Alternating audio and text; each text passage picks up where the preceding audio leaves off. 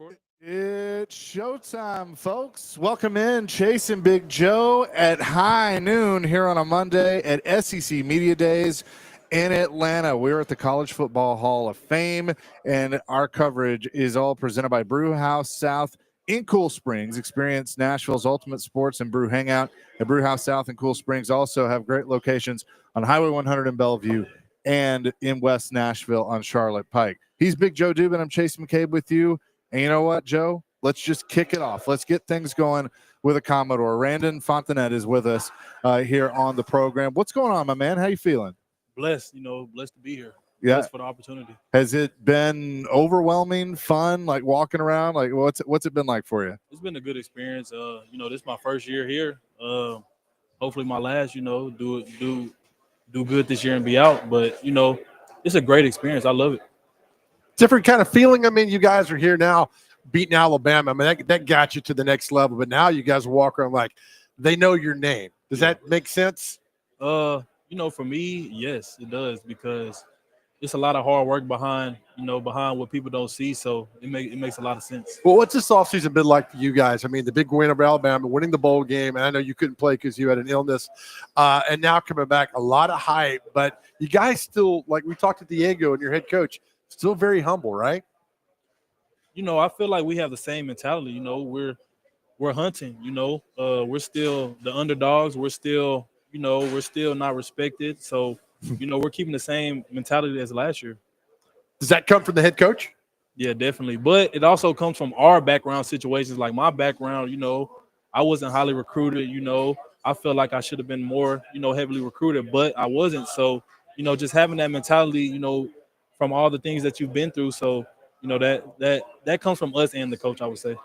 What did Coach Lee bring to the defense last year? And I know that's changing a little bit this year, but that was such his forte, in Notre Dame, and then coming into Vandy. What was that like? It was elite. He brought an elite defensive mindset to our defense because, like you said, he came from Notre Dame. He had an elite defense. So, all the different areas that, the pass defense needed to improve on, he made those improvements, with the schemes, with adding me and other key pieces to make it really go. He talked, Coach Lee did, about the Auburn win. He felt like he squeezed everything out of the tube for you guys that day, but he learned something about that football team and you guys specifically about fight. What did you remember from that game? I know it's last year, but what did that tell you about the mindset of this football team? It showed the mindset that, we're going to go compete no matter what, no matter the circumstances. It was a tight game. It was a dog fight. So, we learned that, we're not going to stop punching until, the fight ends. Keep on growing. What did you make of Diego's comments when he went on that podcast about we're going to run this state? And were you like, look, man, just be quiet now? Or were you like, hell yeah. What was your reaction? I love it. I loved it. I'm a competitor. So, Diego, he knows, we have nothing but respect for Tennessee. They're a great program. Right. We're trying to get, to Tennessee's level. But, Diego's he's a competitor. So, I love it. We're talking to Randon Fontanet from Vanderbilt with us.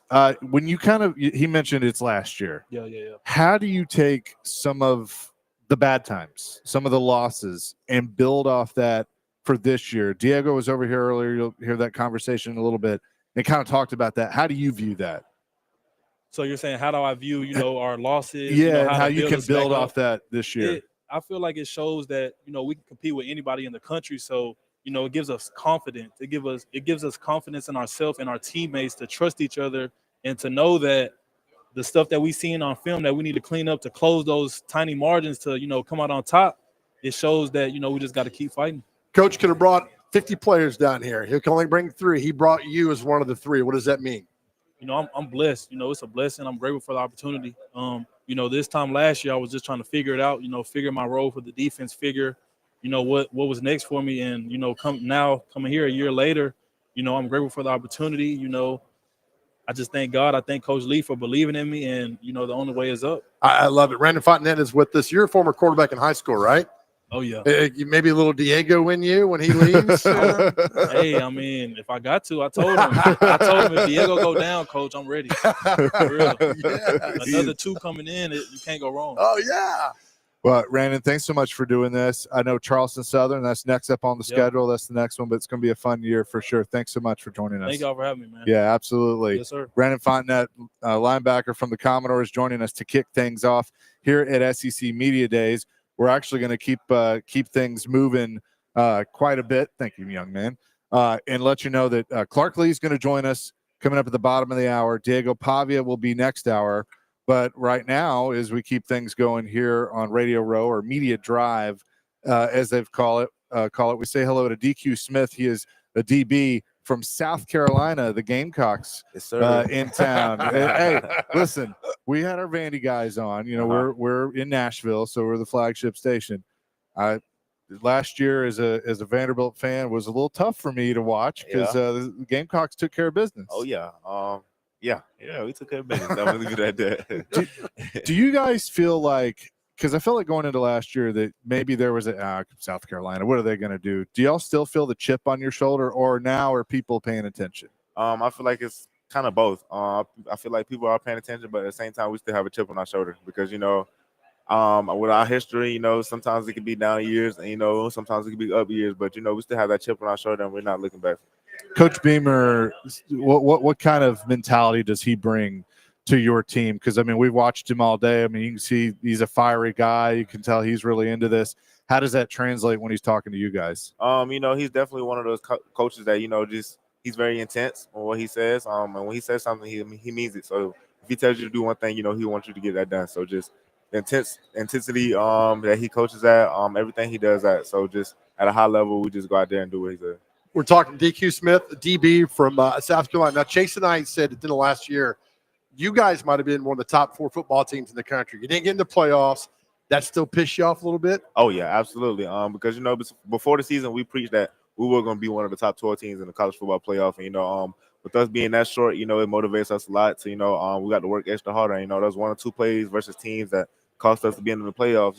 We don't want to have that feeling again. What's it like now? Because Coach Beamer, South Carolina's always been a very strong program, but the last year he's put it to this next level. What's it like now? Because that state loves South Carolina football. Yes, it's amazing now because when he first came in, we could all sense of what type of coach he was, and it's starting to translate now. With the guys he bring in, the intensity level he coaches at. Everything is changing, and he's getting to that point now. I asked the last guy in front of me, Brandon Fontenelle with Vanderbilt. Coach Beamer could have brought 50 guys down here. He brought 3. He brought you. What does that mean? It means a lot because he sees what I'm doing. Being a vocal leader, leading a lot of the guys on the team. Hard working. Always in the facility working, no matter what it is, and just always being a great guy, level-headed guy that's never got a big-headed. Just a guy that's always coming in ready to work, consistency. Just a great guy. So it means a lot. It's a pleasure for me to be here. I know we'll look ahead. We'll look at the schedule. How much do you do that? Or do you really have that one game at a time? Virginia Tech's next up on the schedule. How much do you look ahead? That's what we kind of preach at South Carolina. Coach Beamer, he preaches that a lot. It's one game at a time. We use a little it's like a car, and it's like we have the rearview mirror, and then we have the road in front of us. The rearview mirror is the teams we already played, and in front of us, the teams we have coming up, and who's next in front of us. So, Virginia Tech is the next game we got to take care of. So just after that game, it's the rearview mirror. We look past it. So it's one game at a time. Do you allow yourself, though, to kind of have those goals of, hey, you know what, an SEC title game is not that far out of reach for us? Oh, yeah, absolutely. That's our goals. That's one of our goals for the year. Not the last goal we want, obviously, but it's definitely one of our goals we always have. Talking to DQ Smith, the DB over at South Carolina. All right, let's talk about your quarterback. Let's do it. Lenore Sellers. Just the hype around this young man is something else. What do you see from him in practice every day that we don't get to see? The same thing you see on the field, the same thing you see every day in practice, man. Like running around, making plays. Whether it's a play to be made or not, like he's always going to get something positive out of it. So just having that, and then just the hardworking guy he is, even off the field, the weight room, the part people don't get to see, the weight room, how he is, conditioning drills or in film or what things he eat, like. Everything's professional about Lenore's, and that's why you see what you see on Saturdays. He's special dude, isn't he? Special guy. I have no eligibility left, DQ, but you make me want to play for South Carolina. Hey, come on. We got a helmet and shoulder pad waiting on you right now. Come on. We ready. I love that, man. DQ, thanks so much for doing this. Oh, yeah. Look, a lot of eyes are on you guys this year, yes, and rightfully so. You've earned it. But best of luck, and thanks so much for stopping by. Thank you for having me. Absolutely. DQ Smith joining us here on the program from South Carolina. a team that I think a lot of people are going to be paying attention to here at SEC Media Days. Joe, we are up and running. It is fast and furious. Yes. We've been here since very early this morning, putting things together. And again, Clark Lee, Vanderbilt football coach, going to join us at the bottom of the hour. And then we're going to have Diego Pavia coming up in the next hour, the fine quarterback from Vanderbilt. You've already heard a couple players as well. So, I mean, we're locked and loaded today. Can I tell the people what time we got here? 5 o'clock in the morning. We did 5 o'clock. So this is not something we just roll in at 11:58. I mean, it's fun. It's furious. There's a lot of things going on, but we did the interview with Diego Pavia, and I'm telling you, man, that was so a fired fun up. interview with him. I mean, he just the way he carries himself. I mean, we've used this phrase rock star, and Vanderbilt, has had good player like Jay Cutler was a great player at Vanderbilt. He didn't have that rock star persona like Diego has. I mean, everybody here that we knew were from Nashville was asked about him. Oh, yeah. Hey, what's it like? And they're all talking to him.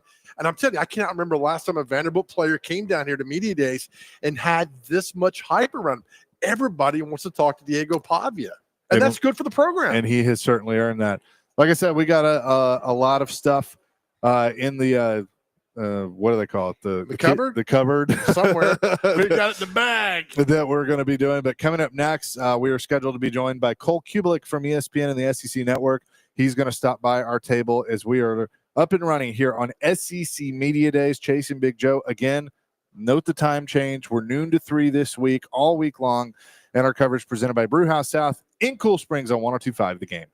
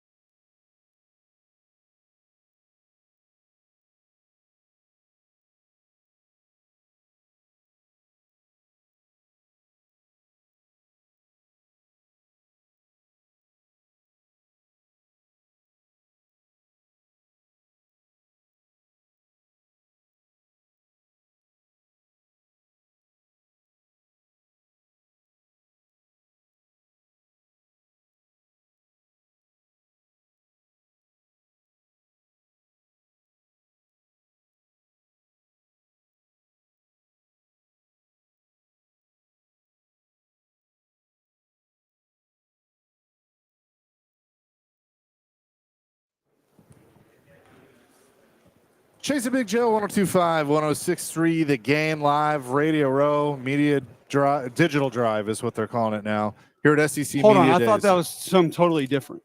I don't know. I thought Digital Drive was like the internet shows or something, and they're calling Radio Row Digital Drive? Yeah, apparently.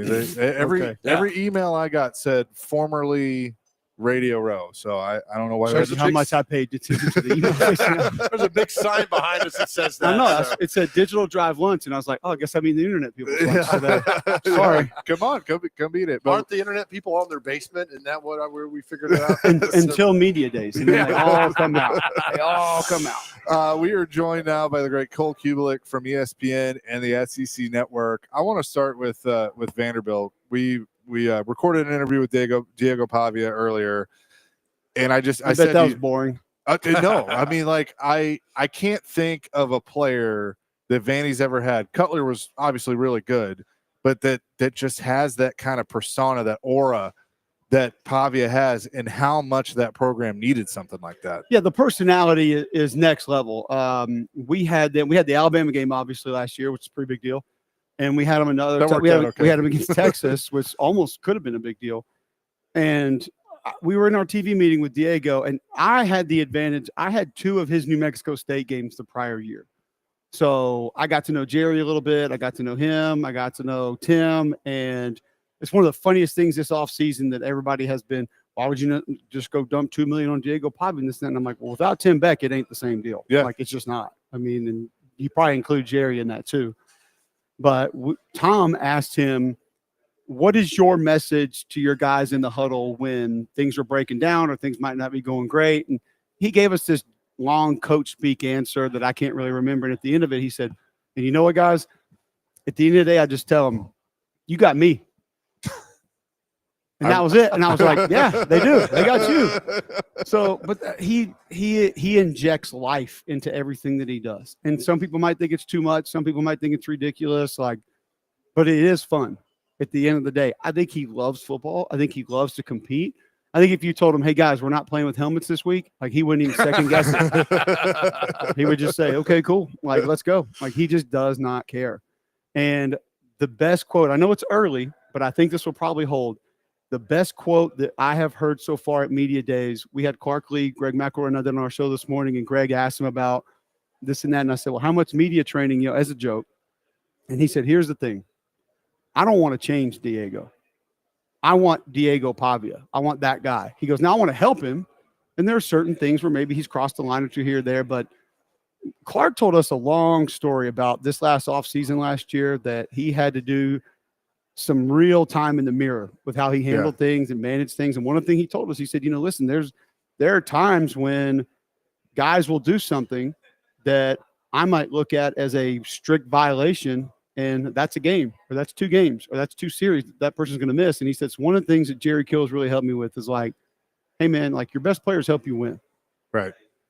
We need to find ways to have our best players on the field, not to take them off the field.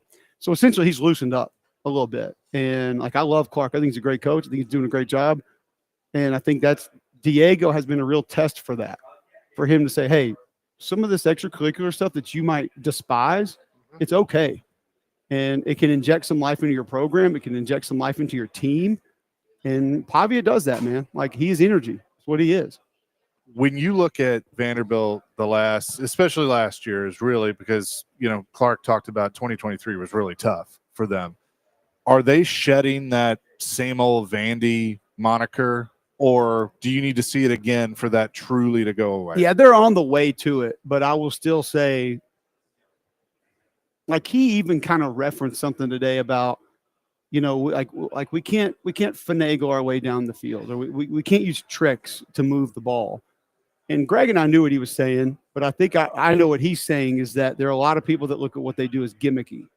And so until they get past that, I don't know if they're truly there, but they're on their way. I've been trying to tell people this entire offseason, because my whole story of Media Days is the middle of the pack. Yeah. And if you wanted to make the case that it's Texas and Georgia, or Texas, Bama, Georgia, or Texas, Bama, or if you want LSU in there, that's fine. I can convince you that any of those teams will win 11. I can convince you that they'll win 8. But what I really want to know and I'm really interested in is like the next 6 to 9 teams, because there's only one, and that's Mississippi State, that feels like they're truly behind everybody else. Some people are going to say Kentucky right now, but they're kind of wait and see for me. But you take Florida, you take Tennessee, you take Ole Miss, you take Missouri, you take Auburn, you take Vanderbilt, like they're all like right there. Oklahoma, they're all right there. So who separates? And maybe the more important question is who's going backwards, because I don't know the answer to that. Yeah. And so I think what is different right now is that I have confidence walking around these media days saying Vanderbilt ain't going backwards. They're not. They're not going to be worse than they were last year. And that's where other years, if they had a magical season here or there, we would say, okay, well, Vandy's back to Vandy. So like, Yeah, right. let's just put them back where they belong, and then we can move on and talk about everybody else. I don't think they're that anymore. We're talking to Cole Cubelic from the ESPN and the SEC Network. You said you had 2 Diego games in 23. Was one of those the Auburn game? No, I didn't have that game. Yeah, I had the MTSU New Mexico State game. He ran all over, and I told Chase, I said, he's not going to lose to Auburn the next week. And he ran all over Auburn. And I was like, this guy's got something. And you saw it 2 years ago when he was in New Mexico State. Yep. He the main thing with Diego Pavia is belief. He legitimately doesn't think he's going to lose. I don't care if it's like a wrestling match, if it's wrestling a bear, if it's, I will guarantee you, and if he were here, I would ask him this question in person. I bet Diego Pavia has lost more races against teammates than any college football player in America.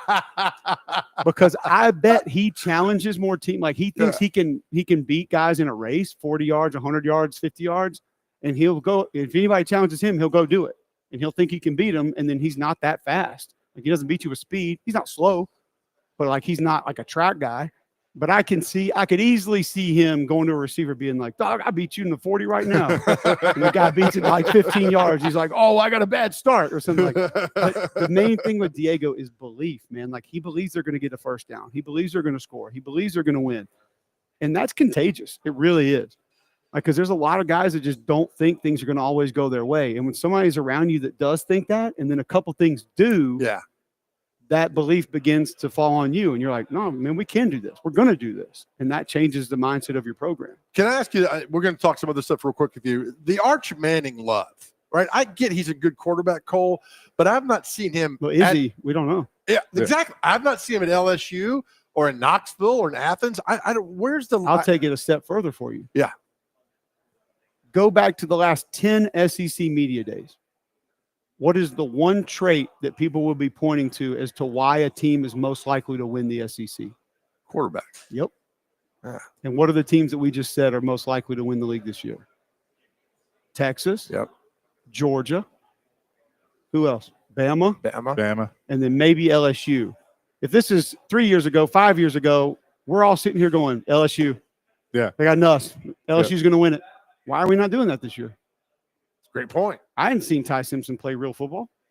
Now, I had the Mississippi State game when Art started last year. I think he's got big-time skill. I think his demeanor is going to help him a lot more than people believe and understand, because it comes across in a very different way to what Pavia does. Is like he just doesn't care, man. Like Arch thinks he can do it. He's not going to tell you that. He's very low-key person. Like he's not out with it like Pavia is, but deep down, like he thinks he can do it. And I mean, Ty Simpson, we hadn't seen these guys play. Right, we haven't. But we just think like Gunnar Stockton started what, 2 games? Yeah. Yep. And we just think he's fine. Like we don't know, man. And so does that mean it opens the door for a Florida or a South Carolina who probably do have that guy to propel them up ahead of the others? I don't know the answer to that, but I do think it's interesting that this year, like every other year we would have said, nah, first-year quarterback, or unproven quarterback. But now all of a sudden this year it's, well, he started a game, he's fine. Or he started 2 games, he's good. Or he came in that game, he's okay. And it might not be that. But I'm with you. I think Arch has a chance to be great. I'm not putting him in the proven commodity category just Thank yet. you. Yeah. Thank you. Cole Cubelic is here with us. Speaking of quarterbacks, Tennessee obviously had their deal with Nico transferring out as late as he did. How do you view the Vols going into this year with the uncertainty at quarterback? It seems like Coach Heupel has confidence in what he has, but there's a lot of questions there. They're in that grouping in the middle of the pack of could separate, could fall back. Are they going to fall back a little from last year? Probably. But I think when Josh Heupel made that decision with Nico that he made, and we all celebrated it. Yep. 99% of us were like, hell yeah, Yep. man, like way to go. We appreciate that. Right. When you do that as a Tennessee fan, you also need to have the reality check with yourself of, okay, this might be 8 wins this year. Yeah. But it's for the greater good, because Joey Aguilar does not have the ceiling that Nico has. Like he is not as capable as Nico Iamaleava is. And Nico made some bad reads last year. Nico, at times, the eyes played tricks on him. Okay, but just understand the ceiling is not where it was before. But I think Joey's a solid player. He's got a ton of experience, but he doesn't have a ton of experience in this offense, which asks you to do different things, mainly from a tempo standpoint. Like there are fundamentals that go along with that are hard to learn. They're not natural. It's not natural to know where a play ends and where to immediately go line up for the next play like that fast. Like that's not a normal thing that you do. Being able to read and know things that need to change very quickly because of how fast your offense is going, some of that's not normal. And he hasn't really operated it to the level that he's going to now, but he's got some skill. He's capable. I think their D-line is going to be really good again. Not as deep, but I think it's going to be good. I think the offensive line is my biggest question mark. And the counter that I get to that is, well, 5-star this, 4-star that. All right, well, I hadn't seen those guys play college football. Right. So I'm not banking on them just yet. Have they figured out Heupel's up-tempo offense? I feel like last year was, I want the go, and now I'm getting the backing off in the center, checking the sidelines, and it's just I think part of the reason was with that last year is that oftentimes they run the ball with success due to that tempo. And last year they could run the ball with success without it. And so he understood he had a younger quarterback that needed maybe more time to see and process things. And the offensive line in the tight end group in the back, they were good enough to just go run. They could call it and run plays and get away with it. And oftentimes their success comes from the tempo. They trap you in a look or a defensive personnel grouping that allows them to keep running it. And last year, I don't think they needed all that to have success running the football. interesting because 22 with Hooker, it was go, and people couldn't figure it out, and ended up with them going to the Orange Bowl. I just felt like it was a little slower, and people had time to get adjusted to that. But I also think too, it's a little bit of Josh's evolution. Like I know last season, their main point of emphasis was physicality. It was we need to know how to hammer, like we need to close out games, we need to control the tempo of games, and controlling the tempo of games sometimes was not going fast all the time. Saying, all right, if we're going to be in a dogfight on the road, do we want them to have 2 or 3 extra possessions? No. Slow it down. It's okay. And with the younger quarterback on the road, on top of that, I think that was another reason that they did it. But with the physicality that they added and had some success with, I think that's why they were able to do it. You talked earlier about you wanted to see the next 6 or 9 of that pack breakout. Who's one team that you really like that's not the Texas, Georgia, Alabama level? There are reasons to like a lot of them.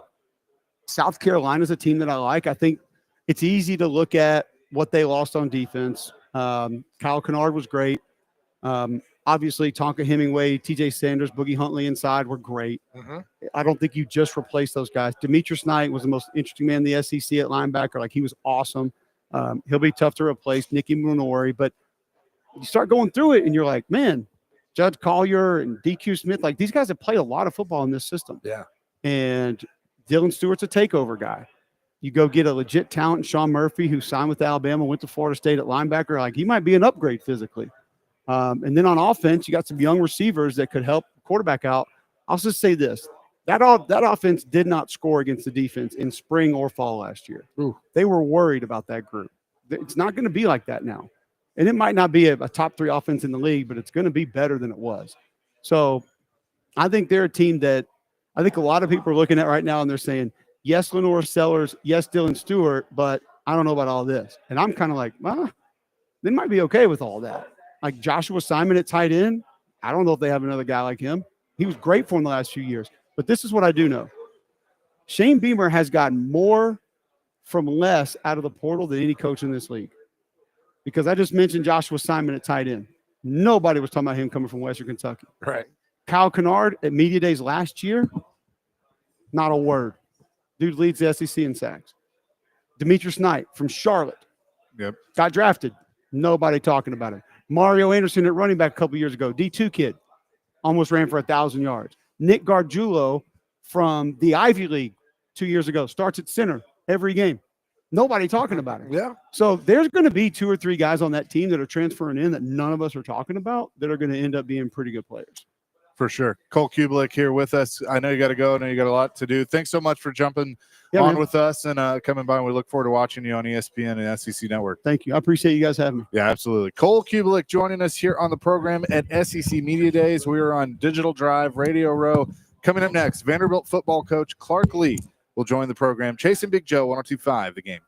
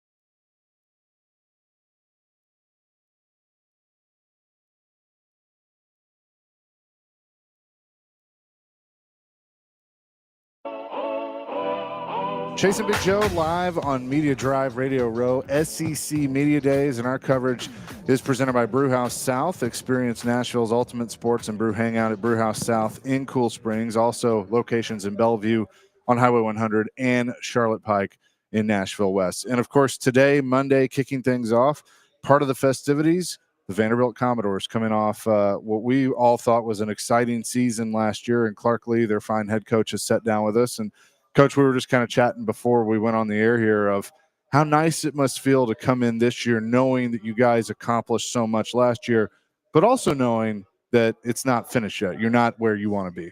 Yeah, I mean, I think that would be the goal for any team is to know you're making progress, but know that there's so much more for you out in front, and that's how we feel. I mean, I think the other part of it is it's always going to be challenging.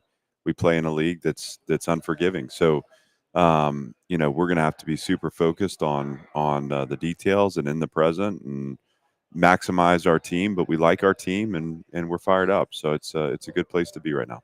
I feel like this is the part of college football, college athletics that we have to go through every year. How many of your guys from last year return this year? We obviously know Diego is one of them.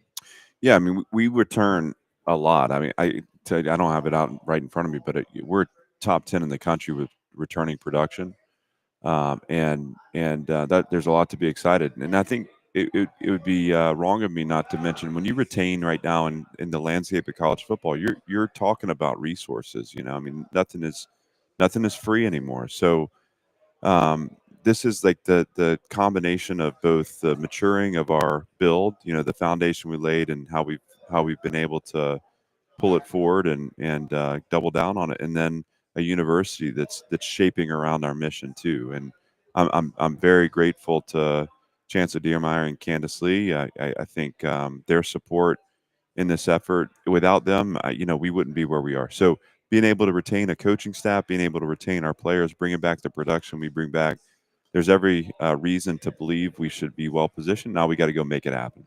We're here on Radio Row with Vanderbilt head coach Clark Lee. Coach, do we talk about last year or do we not? Oh, I'm happy to talk. Yeah. Most coaches like, last year's last year. We got to worry about this year and go forward. But how much do you look at what you did last year? Because I know there's a lot of guys returning, a lot of guys have left and all that. But how much do you bounce off of that for this year? Yeah, a lot. I mean, I think both good and bad. I mean, we talk about it. It's a shared experience. I mean, that's our learning. So for us, it's hey, let's go back to Virginia Tech. Let's think about some of the things that happened in that game where we had a really commanding lead and then we let it slip. Some of that is their counterpunching. Some of that is us learning how to sustain and to win. Let's talk about Georgia State. Let's get back in those moments. Let's relive November where coming out of the Auburn game, we felt like we had the right energy going into the game and weren't able to sustain performance against South Carolina, against LSU, and against Tennessee. What is it going to take for us to win in November? Those are conversations that pretty much every time I'm in front of the team, some variation of that is being talked about in addition to the things that are right in front of us. So it's shared learning, it's our experience, it's what we need to draw from to improve. All too often, Vanderbilt comes down here with good players that you introduce to the media. Now you've got a rock star in Diego. How much fun is it watching him from last year to this year and kind of showing him off today to everybody who now knows his name? Yeah, I mean, Diego, you go wherever you want to go. Any place that's watching college football, they know about Diego Pavia, and he's earned that. He's earned that recognition. Obviously, I feel like he's been such a transformative presence in our program. But the coolest part to me is that he's an energy source for our university, our Nashville community, and then college football fans everywhere. I mean, to have him representing Vanderbilt, we need this right now, right? As we're trying to get this program to a point of sustainability, as we're trying to become a part of the national conversation, to have a dynamic leader on the field like that, who is a great connector and community. That the best part about Diego is, he is such a humble, hardworking, nice guy who, my kids all look up to him, and he gives them a little street cred at school. It's like it's kind of that's a fun part of this. So yeah, I mean, I can't say enough about him. I'm appreciative to have him back. I think the game's better to have him back.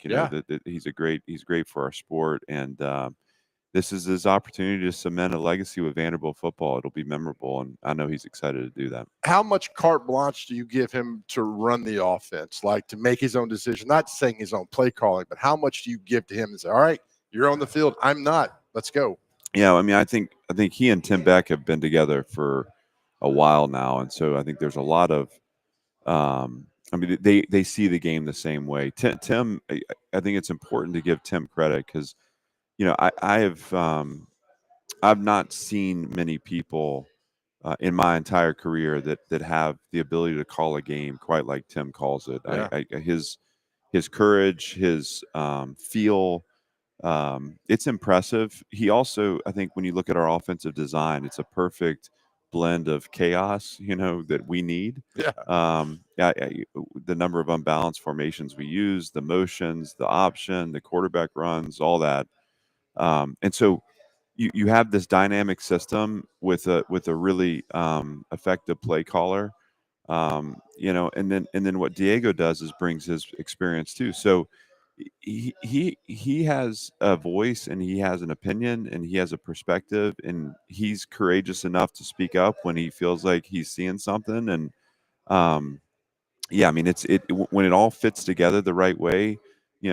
Tim's leading it. Diego's got a say in it, and there are times on that field where Tim's going to rely on Diego to see what he needs to see to get us into the right call and to run the play. It's worked well to this point, and you hope that every year they're together, Right. it's a little bit works a little bit better. Vanderbilt football coach Clark Lee is here with us. Now, how does Jerry Kill fit into all of this? Because I know he came on last year and he was a big part of Diego and everything and working with Tim Beck. How does he kind of fit in and help you? Yeah, I appreciate you asking about Jerry because he's such a important part. I think I've been thinking about it. Summertime for me is a chance to reflect a little bit, like reflect on some of the things that we accomplished, but also where we're headed. And Jerry's been such a support to me. So essentially, the goal last year was that I was able to focus solely on defense. That Jerry was going to be kind of a head coaching presence with the offense and really be in support of Tim. When I was in meetings with a defensive staff, they were going to be problem solving, and Jerry was going to bring me the problems that they needed my help with. He's been a mentor in the building for me, a guy that like yeah, as a head coach, man, it can get kind of lonely, and Yeah. Jerry knows that, and so he's the one guy on the bad days. He'll come in and check on me and say, "How you doing, coach?" And he'll share kind of stuff from his experience. And sometimes it's just him saying, "Hey, we're doing the right things. Hey, we're on the right track. You're doing a good job." That reinforcement can just help with confidence too. But when you look at the play on the field, the toughness of the team, Jerry's fingerprints are on that. And I think in so many ways, what I wanted was this team to reflect my competitive personality. I wanted to recognize the group that I saw on the field. And at various times in my time at Vanderbilt, I've felt that way. In 23, there were more times where I did not. And Right. that was probably the hardest part of 23 for me was not that we weren't getting results. I think I could look at where we were and say, hey, look, it's going to be hard this season. We had a young team. We're replacing a lot of snaps, but when we weren't competing the way we needed to compete, that's when I knew there needed to be a change. Jerry's helped me and helped the program keep a focus on the things that are most important. What's our identity? What's our competitive personality? How are we bringing that to the forefront every day? And he's become a great friend. And Go ahead. also, Steve Gregory was on your staff last year. Now he kind of takes over as the defensive coordinator. Why was now the right time to maybe, you're still obviously going to be involved, Yeah. obviously as a defensive minded coach, but back off a little bit and let him take over as the defensive play caller? Yeah, it felt to me. I guess there's two things that for me were those two jobs are really hard. I think being an offensive play caller and a head coach is probably a little less challenging than a defensive play caller and head coach. I think the amount of time a defensive coach needs to spend in the plan because it's reactionary. You've got to build it based off what the opponent does. And so when I was at Notre Dame doing it, I was able to do everything, and I spent 100 hours a week doing that singular job. That was never going to be the case this year. I had to be more collaborative. I had to rely on staff. And with Steve, I've got a trusted partner there. With guys like Nick Lazinski and Larry Black, I mean, I've worked with these guys now for a while. They were with me in South Bend. So we had the ability last year to let the process function without me being in the room. It was really important that they weren't waiting on me to do their job. And so Steve took on a big burden of that, responsibility. And and that includes scripting practice. That includes at times in base downs, crafting the base game plan, knowing that I'd be responsible for calling it. I spent a lot of my time on third down, which, to be honest with you, with our numbers, didn't go as well as I would have liked. But it was just so collaborative. By the end of the season, he was taking on play calling responsibilities, and the reason for that was I felt like he was spending more time in the plan than I was. And to be fair to our players, I mean, look, what I want to make sure is that our systems are sound, that the point at which we get to that play call, we've had a process we've gone through.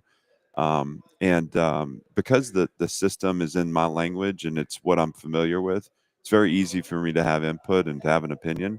I just feel like it's best in service to our players to have someone who's dedicated to that job, and I get a chance to be there and support, and again to have an opinion. And I'll be with those guys every day. I'll be in front of the defensive unit every day. I'm not giving that up because that's the most fun I've had as a coach. So I don't want more time in front of the donor base. I want more time in front of my team and in front of the players and helping them be successful. Oh, that's awesome. Vanderbilt football coach Clark Lee is with us here at SEC Media Days. We talked before you came on. Not saying you didn't have any, but you got some cachet now when you walk around here. Because last year was like, oh, there's that Vanderbilt coach. What's going to happen? You beat Alabama. You probably should have beaten Texas. You go to the bowl game. A great season. Does it feel different, Coach, being here this year?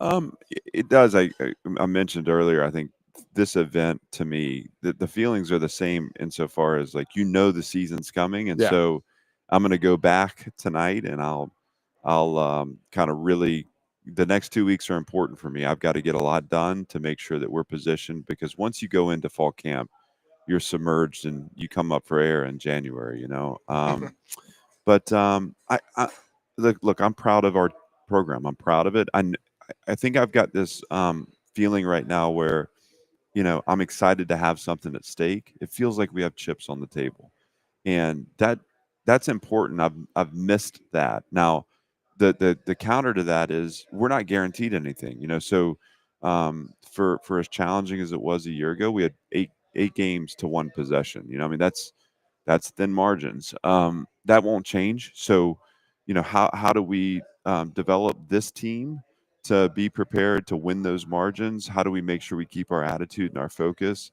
where it needs to be?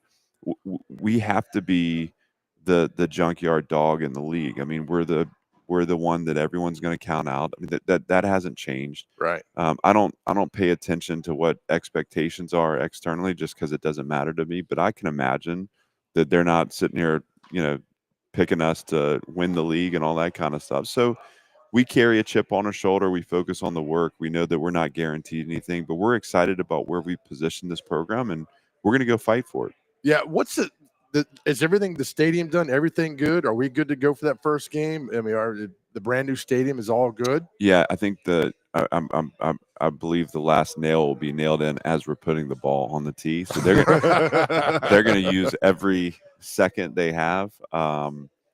But it looks great. I've been in there. I've been through kind of the spaces. I'm excited to have a locker room in the stadium. I mean, we've never had that ever. Right. I mean, we've had a little holding tank over there, but to actually have a dedicated space for our team on game day, what a neat thing. The last 2 years, last year we crossed the street and we used the weight room as our kind of meeting space.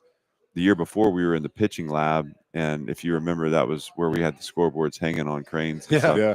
I mean, I think we don't focus on those things because it doesn't, it can't affect us. We have to focus on the work, but that was hard. I mean, that was inconvenient. Yeah. There were just things about that you don't want to have to deal with. Well, now to have a completed stadium and I think what's going to be a really neat environment. I thought a year ago the environment enhanced just with the north side done.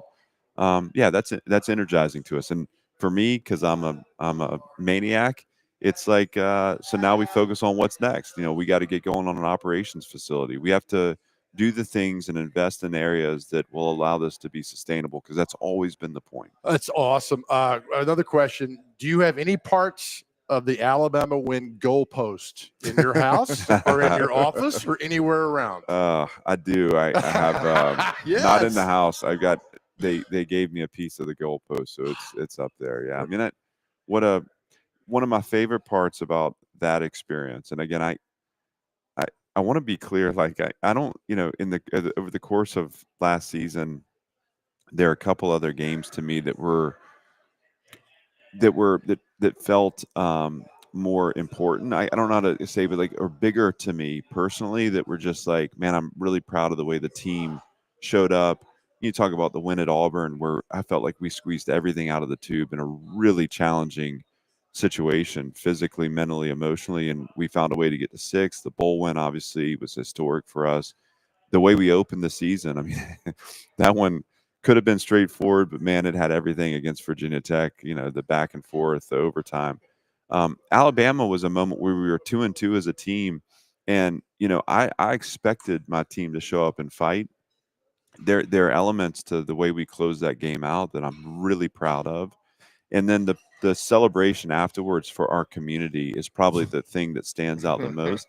My favorite thing is talking to Vanderbilt fans and listening to their like spin on it. This is where I was. This is what I was doing. I was in Hawaii with the family, and again, this was our vacation. We go as far away as we can. Yeah.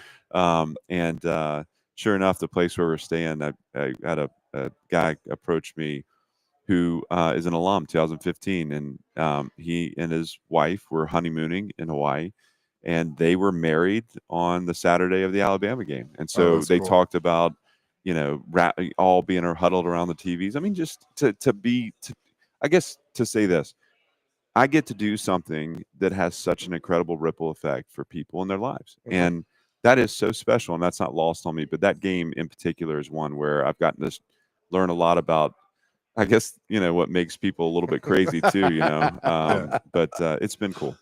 Well, as we wrap this up, I've told you this before. I grew up a Vanderbilt fan. I've lived this my entire life, and listening to you talk and kind of seeing where things were when you first took the job to where they are now, it does feel like it's just kind of built. It's slowly built up. Do you feel that? And you kind of referenced this earlier, that phrase, "Oh, same old Vandy," is slowly starting to go away, and there is that respect that I think you all have earned. Yeah, I think it has to be, because I haven't heard it in a long time, and again, I think early on I was so combating that. I was so focused on, and I don't judge that negatively. I think I needed to be. I think in some ways I knew the past, and I was just desperate to break away from it. I had no idea how hard this was going to be, Sure. to be honest with you. I mean, I think I knew resources need to change. I knew facilities need to change. I knew attitudes need to change, but I didn't really understand the depth of the damage that losing had done over time to our players and to the people that serve the program. And so it's just taken so much time. What I understood though was, once we got the attitude internally right, it would then manifest externally. Right. If we don't get the attitude right internally, why would anyone else expect us, or why would anyone else not judge us for the same old Vandy or whatever? We have something that's solid now, and I think people respect it. And I don't really care about that, because at the end of the day, all I want is self-respect. I want us to see the value of what we're part of and to invest in every day. We're doing that. That's the only way we continue to move it forward. And I'm actually really proud of, the fact, with your question, that I'm not spending a lot of energy worried about anymore what those perceptions are. Yeah. It's just like, hey, what do we believe about who we are? How are we manifesting and actualizing our program every day, our team every day? And that's going to be good enough to win us games. Now we got to go find those margins. Love it. Before I let you go, you did something in 2021, which I talked to Chase about this. Nobody had done before, at least we had known of. The Barton Simmons hire as your general manager. I'm like, what in the world is going on? Yeah, we hated that, by the way. He was great on the radio. Yeah. We You love took our Barton. recruiting guy, but that's okay. And now everybody's got that. Was that your idea to bring in like a player general manager? Player personnel guy? Yeah. So, it's interesting. You would think that I was anticipating this chaos that we've Right. Obviously, I wasn't, because it took us a couple years to adjust to it. But here, my thought was, when I looked at the staff, this was my experience as a position coach, as a coordinator. How do you create systems? I mean, we're systems builders as coaches, so Yeah. systems that function independent of the head coach, that I can actually monitor the system, but I'm not directly involved in every decision. And I thought, in particular, with respect to personnel, that was really important because coaches come and coaches go, and we're all biased. So as a position coach, you recruit guys. I mean, it can become silly, the bias that's created around, a relationship or whatever. And so I always wanted there to be a check and a balance to the recruiting, the position coaches board, the side of ball board, the decisions we're making. And I needed someone to protect the 5-year vision of the program. Well, here we are 5 years into it. But that Barton and I obviously have a friendship that goes way back. When I walk the halls of the building, I know that there are some people that, are going to be with us for a time. And I think that's the point. It's like, I want people to come and work at Vanderbilt that then go on to do great things. And I want them all to aspire to more. And some of that more is going to be in our building. Some of it's going to mean they're going to have to leave at some point. Barton's the guy who fights for the long-term vision of the program every day. And we've had to learn in that role, just like I've learned in my role, just like Ben Carlton's learned in his role. I mean, it's taken us time to really get a grip on exactly what it is that we're looking for and what we're doing. Obviously, as you've added the transactional elements to this, that Yeah. position becomes really important. It keeps me insulated from negotiations. So I don't get in front of my team embittered. Like I want to be able to look at my team and see the goodness in what we're doing, not remember the tough negotiation that happened 30 minutes before. Right. And so Barton's taken on a lot of that responsibility. I mean, Earl Bennett's got a part in that. We've worked with Anchor Impact in that too, to this point. But yeah, that was the vision for the role, was someone who was monitoring our recruiting efforts, our scouting efforts, who we were acquiring, what were the kind of what was the raw data of what we're looking for, length, speed, how are we making sure we're thorough in our evaluations and not just leaving it to the coach who's going to be biased towards who he likes. Coach Clark Lee is here with us, SEC Media Days. Coach, thanks so much for doing this. I know you got a lot to do today, but we've enjoyed spending this time with you. Enjoy the day, and we can't wait for just a few weeks, about a month away, I guess, and we'll kick things off. So appreciate it. Thanks, guys, for letting me be with you. Clark Lee, Vanderbilt football coach, joining us here at SEC Media Days, presented by Brewhouse South in Cool Springs. We'll have more coming here on 102.5 The Game.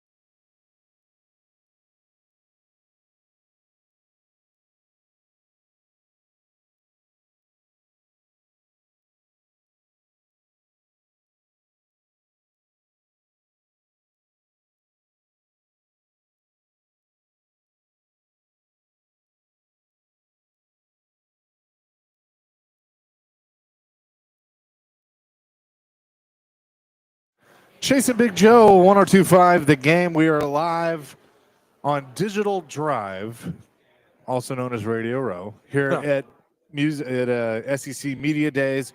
Our coverage presented by Brewhouse South. Experience Nashville's ultimate sports and brew hangout at Brewhouse South in Cool Springs. Also have great locations on Highway 100 in Bellevue and Charlotte Pike on the west side. My favorite. Shout out to John Luke and company out at Brewhouse West. But excited to have them on board here today and all week at SEC Media Days. We had a fast and furious first hour. Appreciate Clark Lee for joining us, Cole Cubelic, as well as others. Diego Pavia, Vanderbilt quarterback, going to join us at the bottom of the hour. So looking forward to that. You know, it's funny with Saban being gone now. I mean, now it's the second year being gone. There's one coach everybody waits on, and he does not care about being here. Kiffin? Yeah. I mean, just the media throng that gets around him, and he does not care. Is he was at the podium. I guess he's done now. Just walked through like, you know, leaving the castle, going out into the forest. He didn't just walks out. He just not going to Radio Row. He tries to be Saban Jr. Yeah. Now, I say that media-wise, Lane Kiffin's never done anything to put himself in that kind of air of being a great coach. His teams have always underperformed, I think. You know that I don't think he's a great coach, but people still want to talk to him because he says something outlandish or something cool or different. But until you start winning a few games, man, that runs out after a while. Yeah, sure. I mean, you gotta do it at some point. You know, we were kind of talking while Clark Lee was on, like when we were playing that. The thing that has already stood out to me in talking to him and talking to other people here is how he looked at how he was doing things as a coach and running a program. Yeah. And I think Cole used the phrase, you know, looked at himself in the mirror, and you can tell that he's made some changes. And I said to you, coaches have such an inflated ego and can't get out of their own way most of the time that I'm very impressed that he was able to do that, listen to people, and ultimately make changes that I think have benefited his program in a very big way. Well, look what happened last year. I mean, right.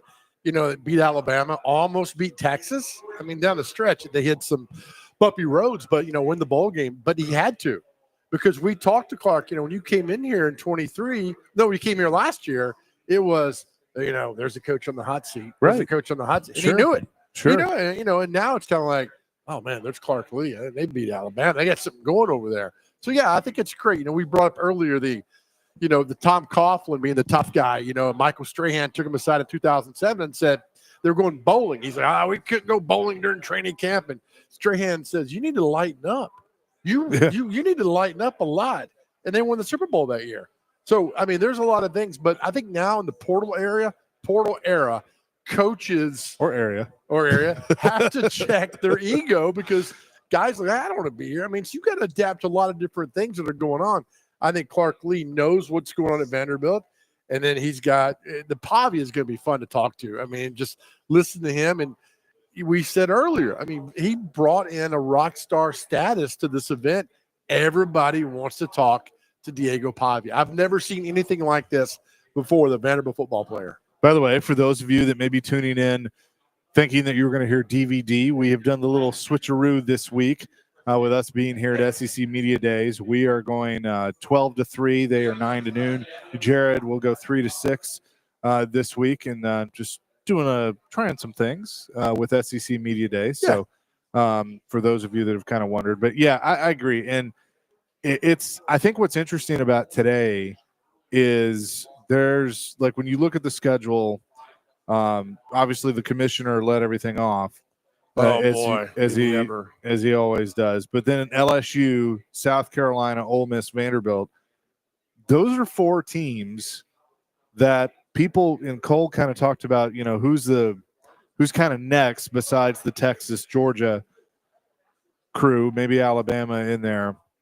LSU every year is, I think, viewed as they're going to do something, and then quite frankly, they've disappointed since Brian Kelly's been there. Yeah, that's kind of the talk of media days about them. And then South Carolina is the one that everybody's kind of given the side eye to, of like, I haven't noticed. It's kind of like the girl that does the glow up in between years in high school. It's like, I haven't noticed her before.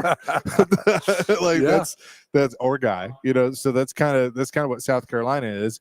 Vandy, I think, is still in the okay, do it again, show us again. And then Ole Miss is, I guess, I think Ole Miss, the standard has just kind of become, at least with people on the outside, of they're probably like 8-9 wins. Remember, Ole maybe Miss 10. Ole Miss has never been to an SEC championship game.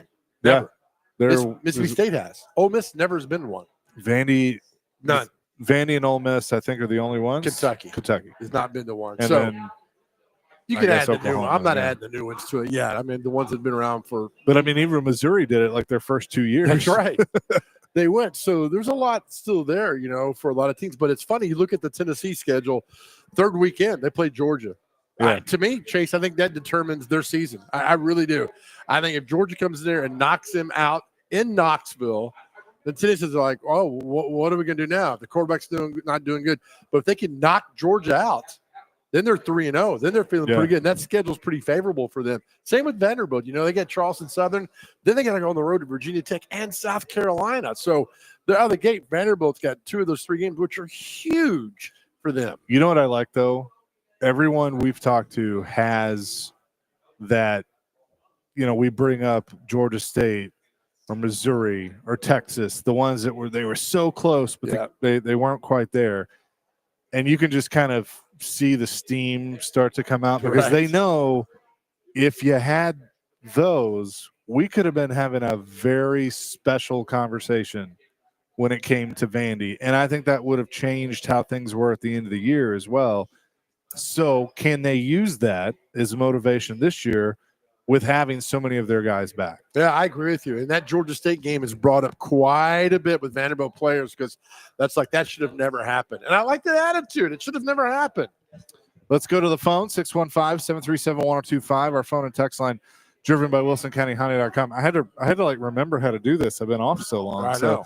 Clay is called in. Hello, Clay. We knew we'd hear from you today. What's up? Hey, Joe, how was your weekend? Great weekend, man. How are you? Doing good. Now, Chase, did I hear correctly? Were you on sabbatical last week or assignment? What? Yeah, I was. Joe likes to say that I was on assignment or sabbatical. I just took a little vacay. Okay. By the way, boys, Nashville's just gone absolutely nuts. I'm in Green Hills, and it's just crazy in Green Hills today. But why? Just so many people here. Nashville's gotten big. Did you just notice that? I noticed that like 11 years ago. But thanks. Yeah. Well, so has Clarkley spoken to the media yet? He spoke to us, and that's all that matters. He will address the media coming up, I think, in about 45 minutes. But he's already been on with us, which is all that really matters. Big Joe, I'm gonna put you on the spot, pal. Okay. How many games does Vandy win this year? I think they're at 7. They got to go, Clay. They have to go to Virginia Tech, South Carolina, Alabama, and Texas, and still get LSU at home, and then Tennessee on the road. I mean, it is a tough schedule. If they go 7-5, Clark Lee's Coach of the Year. That's what I'm hoping for, honestly, is 7-5. And the reason why I say that is, you go 7-5 in the regular season. If you happen to lose your bowl game, it's still a winning season. That was the problem with Derek Mason. He made 2 bowl games at 6-6, but lost both of them. And that's, to me, that's still a losing season. So you're right. You're right.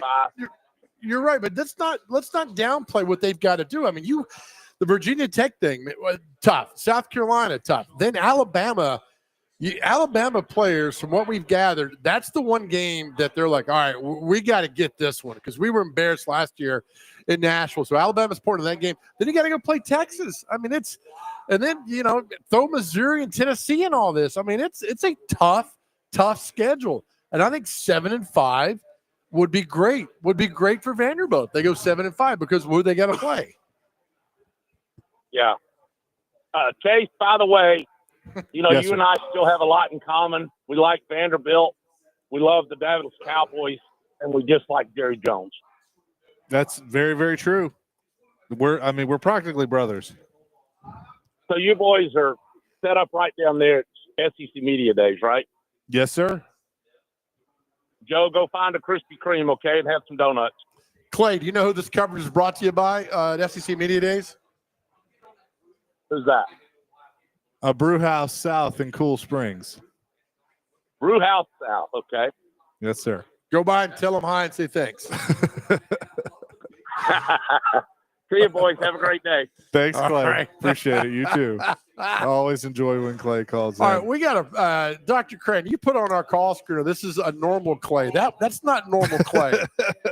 Well, I had to put normal something up there. When Eric calls, I put normal Eric. We've had multiple Erics. I know we haven't had multiple Clays, but multiple. I'll get like just for saying. Eric when he calls in to say correctable Eric. He always calls it correctus.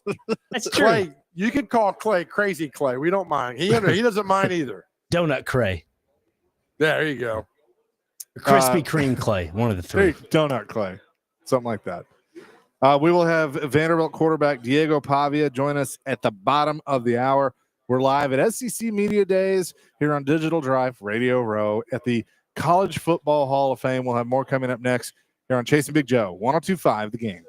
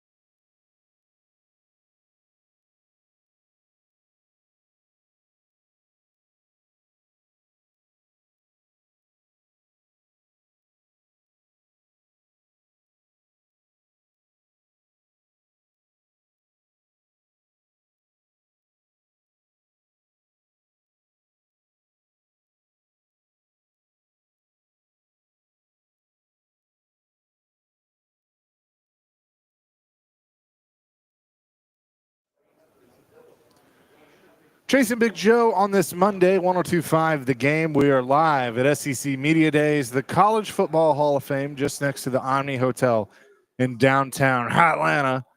We had Clark Lee earlier. We'll have the quarterback, Diego Pavia, coming up here in just a few minutes.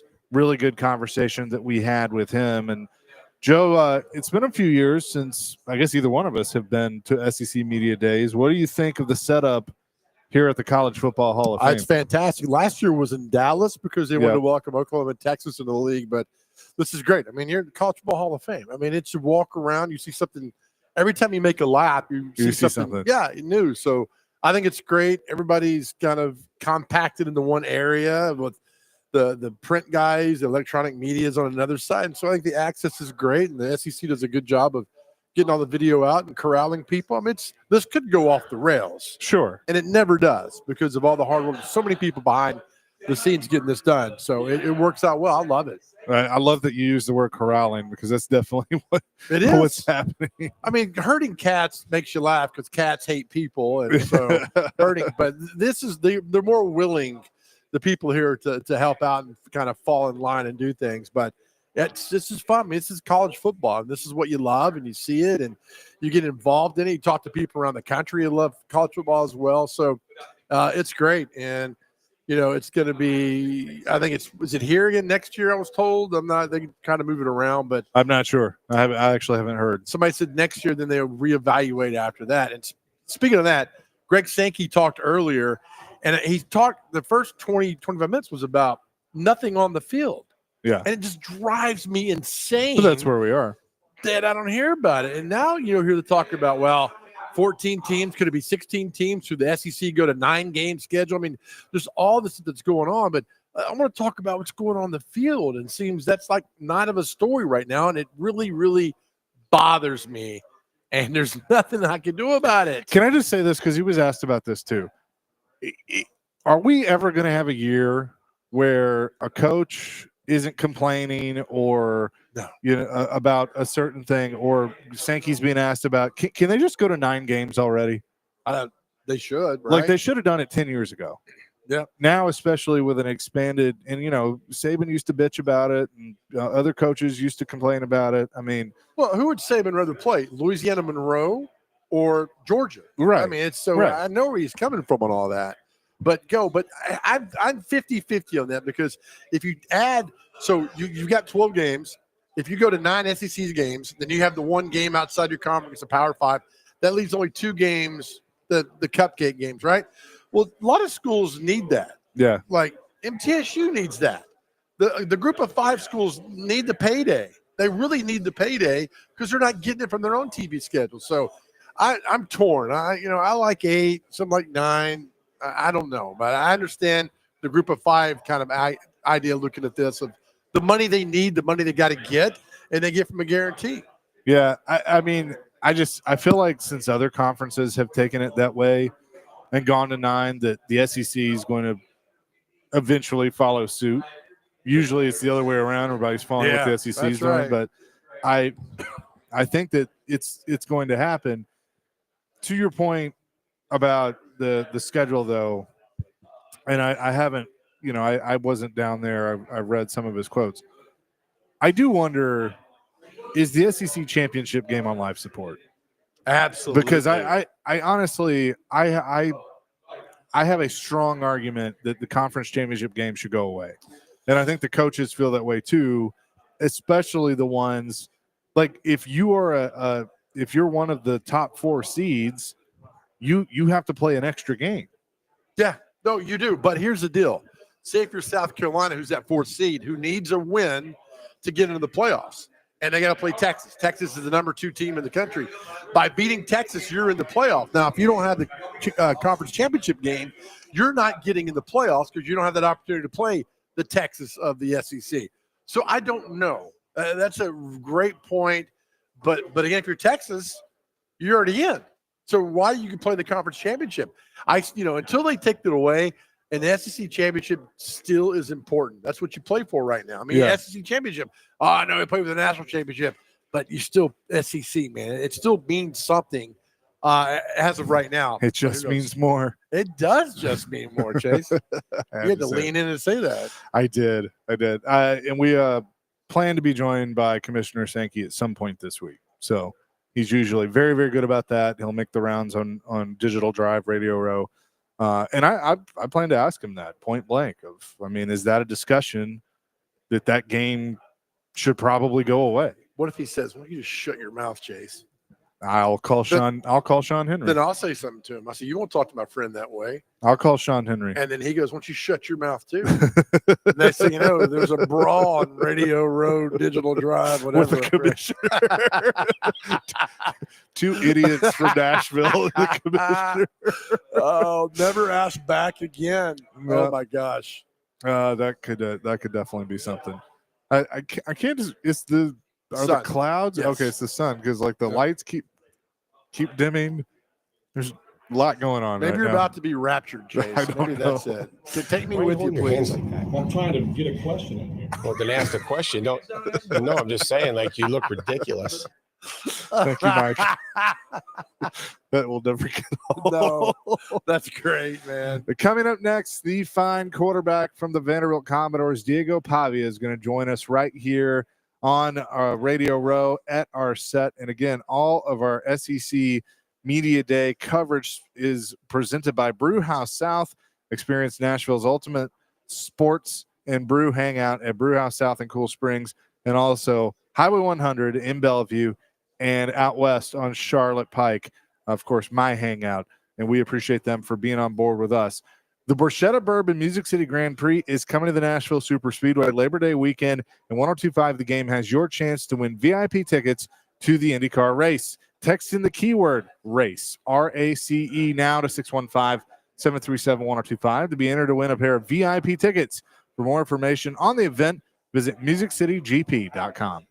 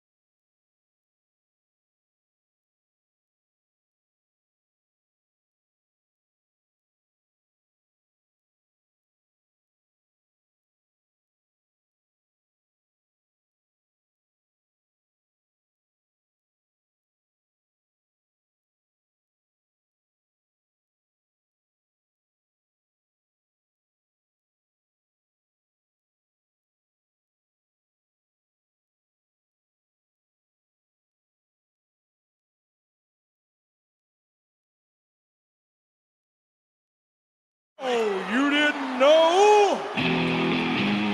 You better call somebody.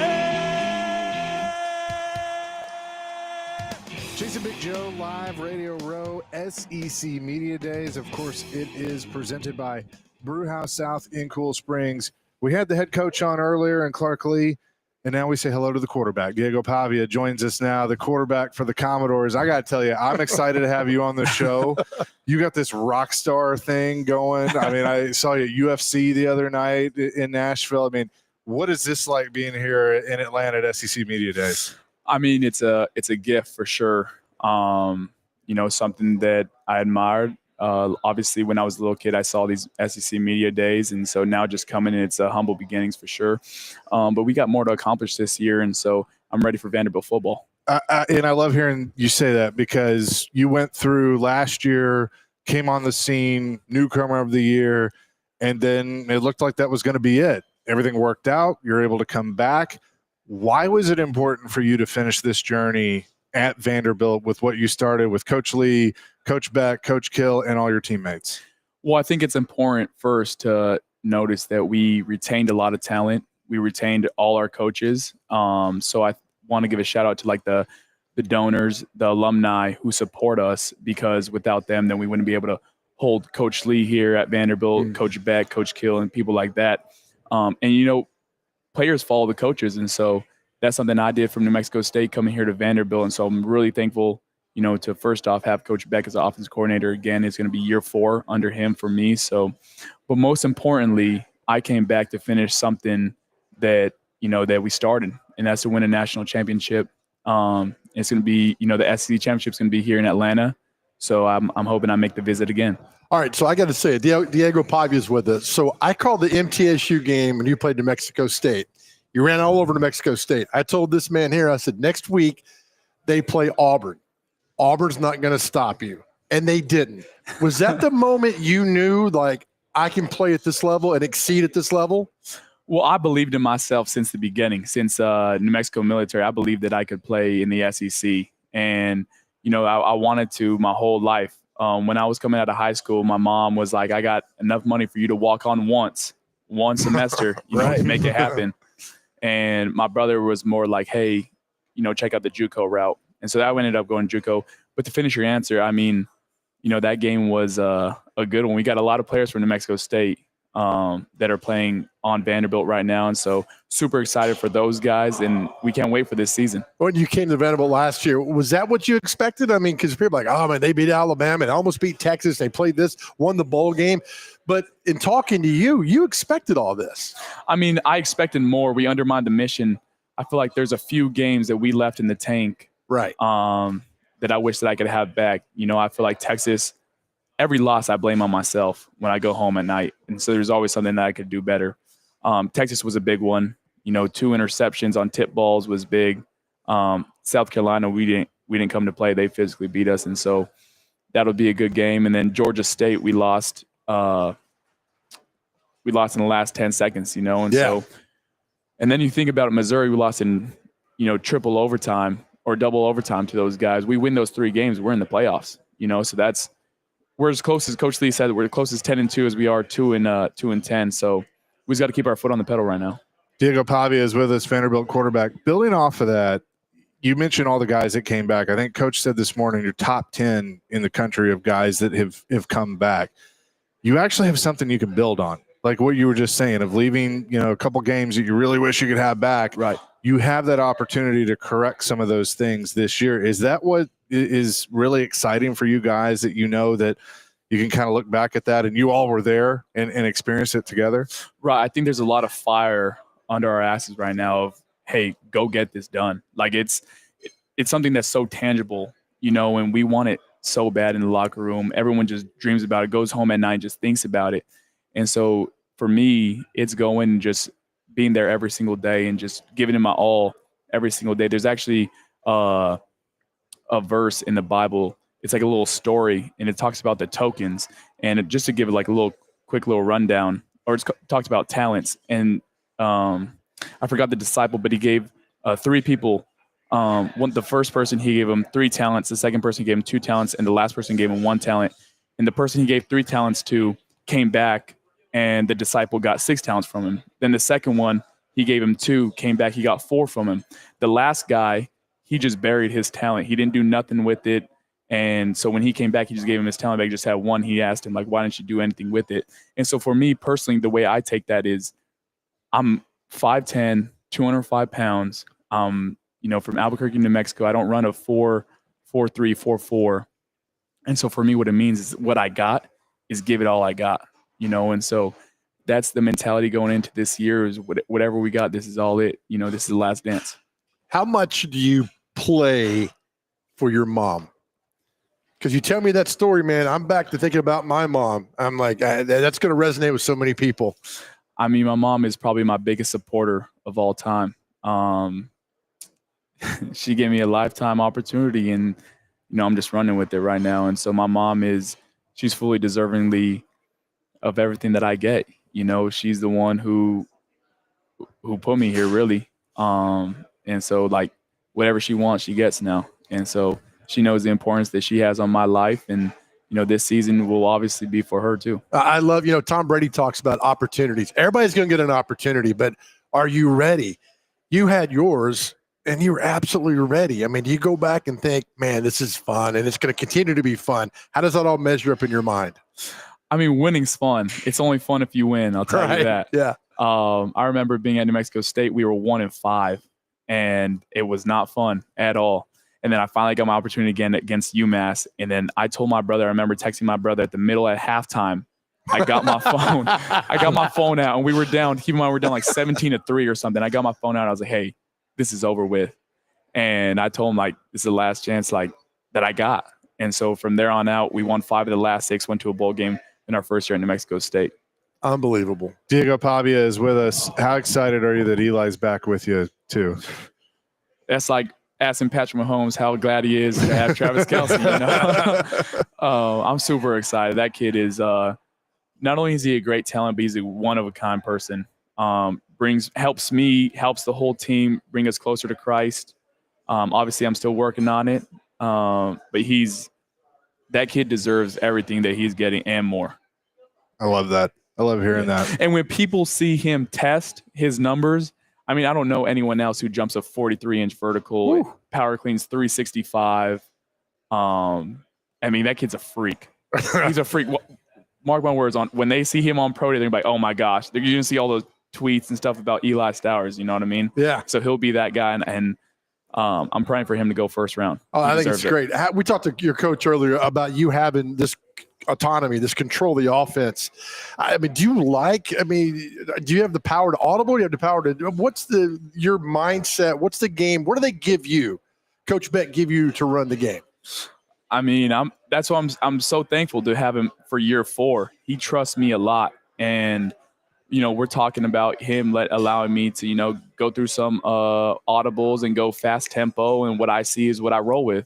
Obviously, we haven't gotten there yet, but to have Coach Beck as my coach, and he knows what I see now. I know what he's thinking. And so we're always just on the same page. If there's a mistake, we fix it on the sideline.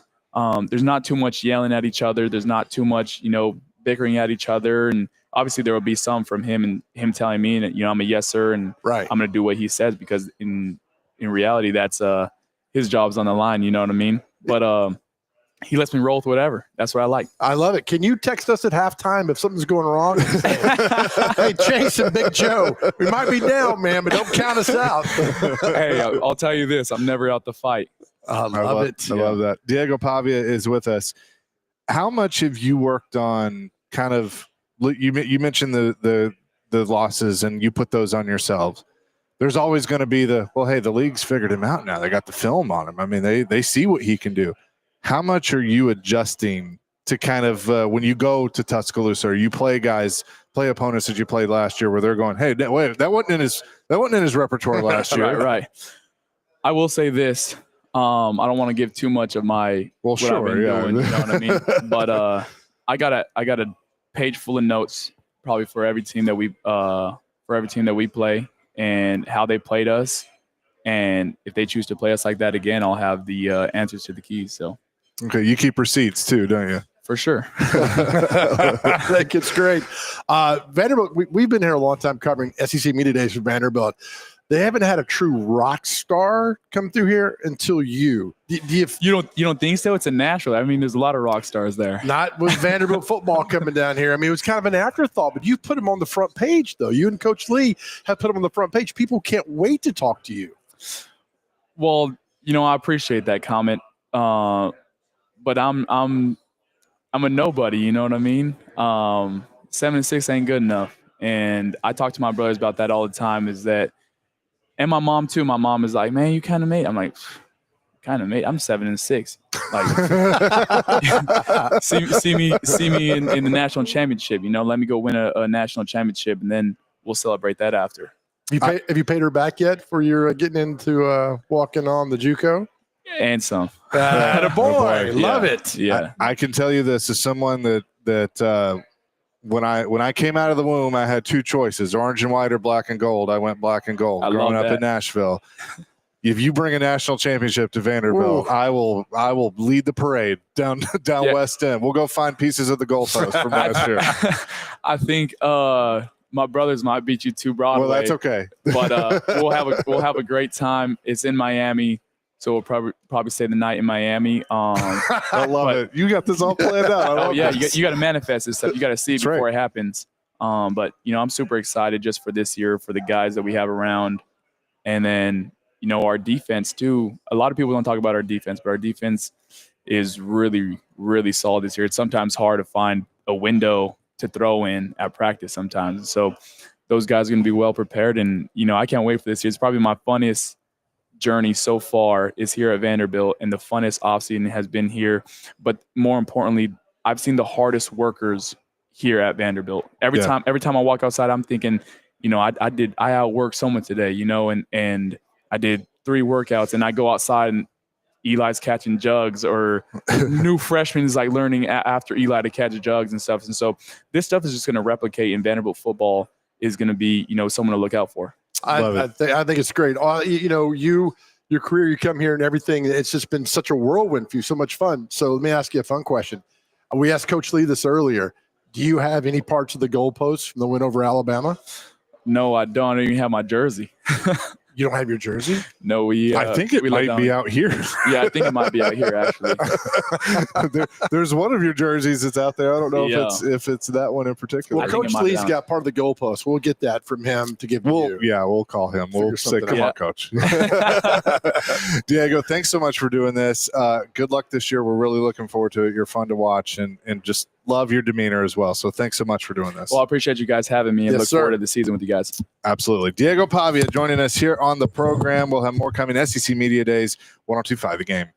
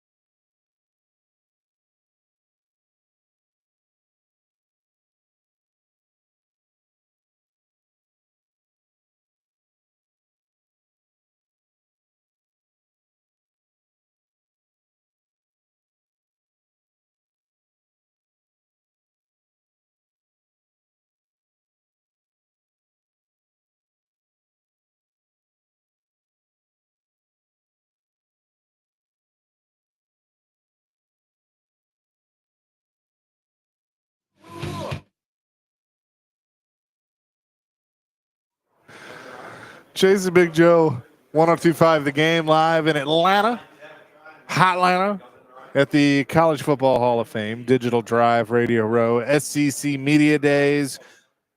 Appreciate Diego Pavia for joining us here on the program. And Joe, I mean, we've been talking about Vanderbilt a lot today. Obviously, this was their day.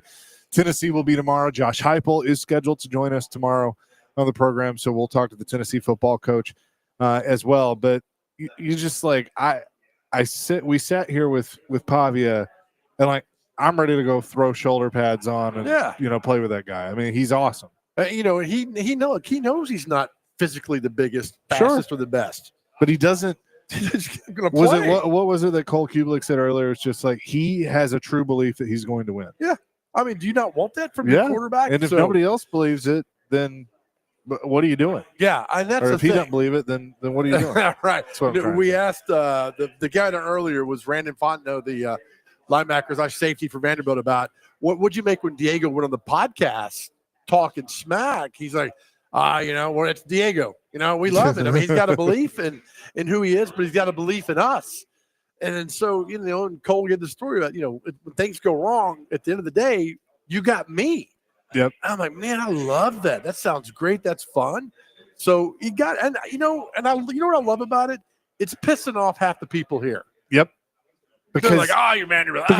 Because Vanderbilt's never had anybody like that. Nothing. Not even close. They've never had anyone that pisses you off. Yeah.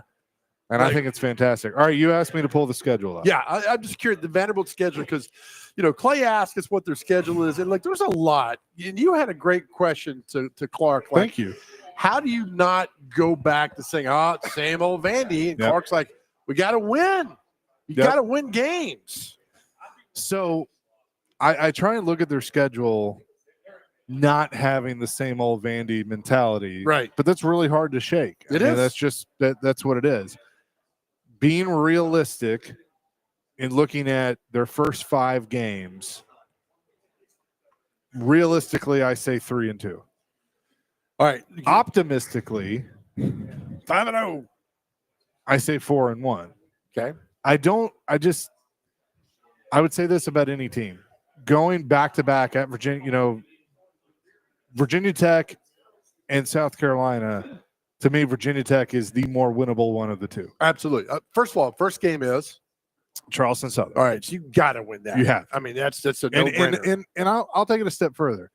Not only do you need to win that, you need to flex a little bit, because Vandy's kind of at the point where they need to flex in some of these games. Easy, Vandy and they haven't been able to do that. Easy on that right there. So like 50-0. Well, maybe not that, but I mean they need to win it pretty decisively. Okay. Then the Virginia Tech, which I think is going to be it's a winnable game. I think tough. I think it's going to be a tough game, but I think they win. Okay. I think on paper, I think Vanderbilt is a better team than Virginia Tech. Now the third game, to me, you're really going to have to show me something. The way that South Carolina punished Diego last year in Nashville, and he's keeping receipts, and I get all that stuff, but they had him figured out. But they did lose a lot of people. They did. So that's they didn't lose their quarterback though. That's fine. He ain't tackling Diego, so it doesn't matter. All right, he can do all he wants to. You know what's interesting about this is South Carolina opens against Virginia Tech in Atlanta here on a neutral site game, right. And then Vandy goes to Tech. So, and then Vandy plays South Carolina. There's a lot of we know each other in those first couple of games. So I mean, that's by the time those two meet in week 3, give them 2-1. We'll give Vandy 2-1 after 3 games. Okay. So fourth game is Utah State here or Nashville. Beat the Aggies. Yep. You look at 3-1. All right. Then you go to T-Town. And you talk about receipts. They're going to have receipts. Yep. Now, there's been a lot of turnover there, but you know that Kalen DeBoer, and I can't wait to hear what he has to say. He's not on the hot seat, but when you coach in the SEC, you're always on the hot seat to some extent. So I think that's the test, because you've got 5 games under your belt at that point. You beat them last year, but now you got to go there. All right, so 3-2. All right. Yep. This is 3-2. LSU is one that is intriguing to me because what is LSU by October 18th? Good point. They also figured out they punished him. Did they figure him Last out? year. Did they figure him out, or was he banged up? I mean, everybody was at that point. Yeah, I think I watched that game. They had him. They didn't fall for any of his acts. They had him pretty much corralled in for most of the game. So LSU leading up to that at Clemson, La Tech, Florida, Southeastern Louisiana, at Ole Miss, South Carolina, Woo-wee. and then they come to Vandy. If you're a Vandy fan, you hope they get their butt kicked by Florida and South Carolina. Yep. Then they've packed it in. I'm telling you, when Brian Kelly came on the podium earlier, I was talking to people on Radio Row. They're all like, "Oh, this guy, this guy." I don't know if you consider this a hot take or just a strong opinion. That was Brian Kelly's final SEC Media Days. I think it's a hot take. Just remember that I said that. Yeah, and then they became like, well, he's had a Heisman Trophy winner. They didn't do anything.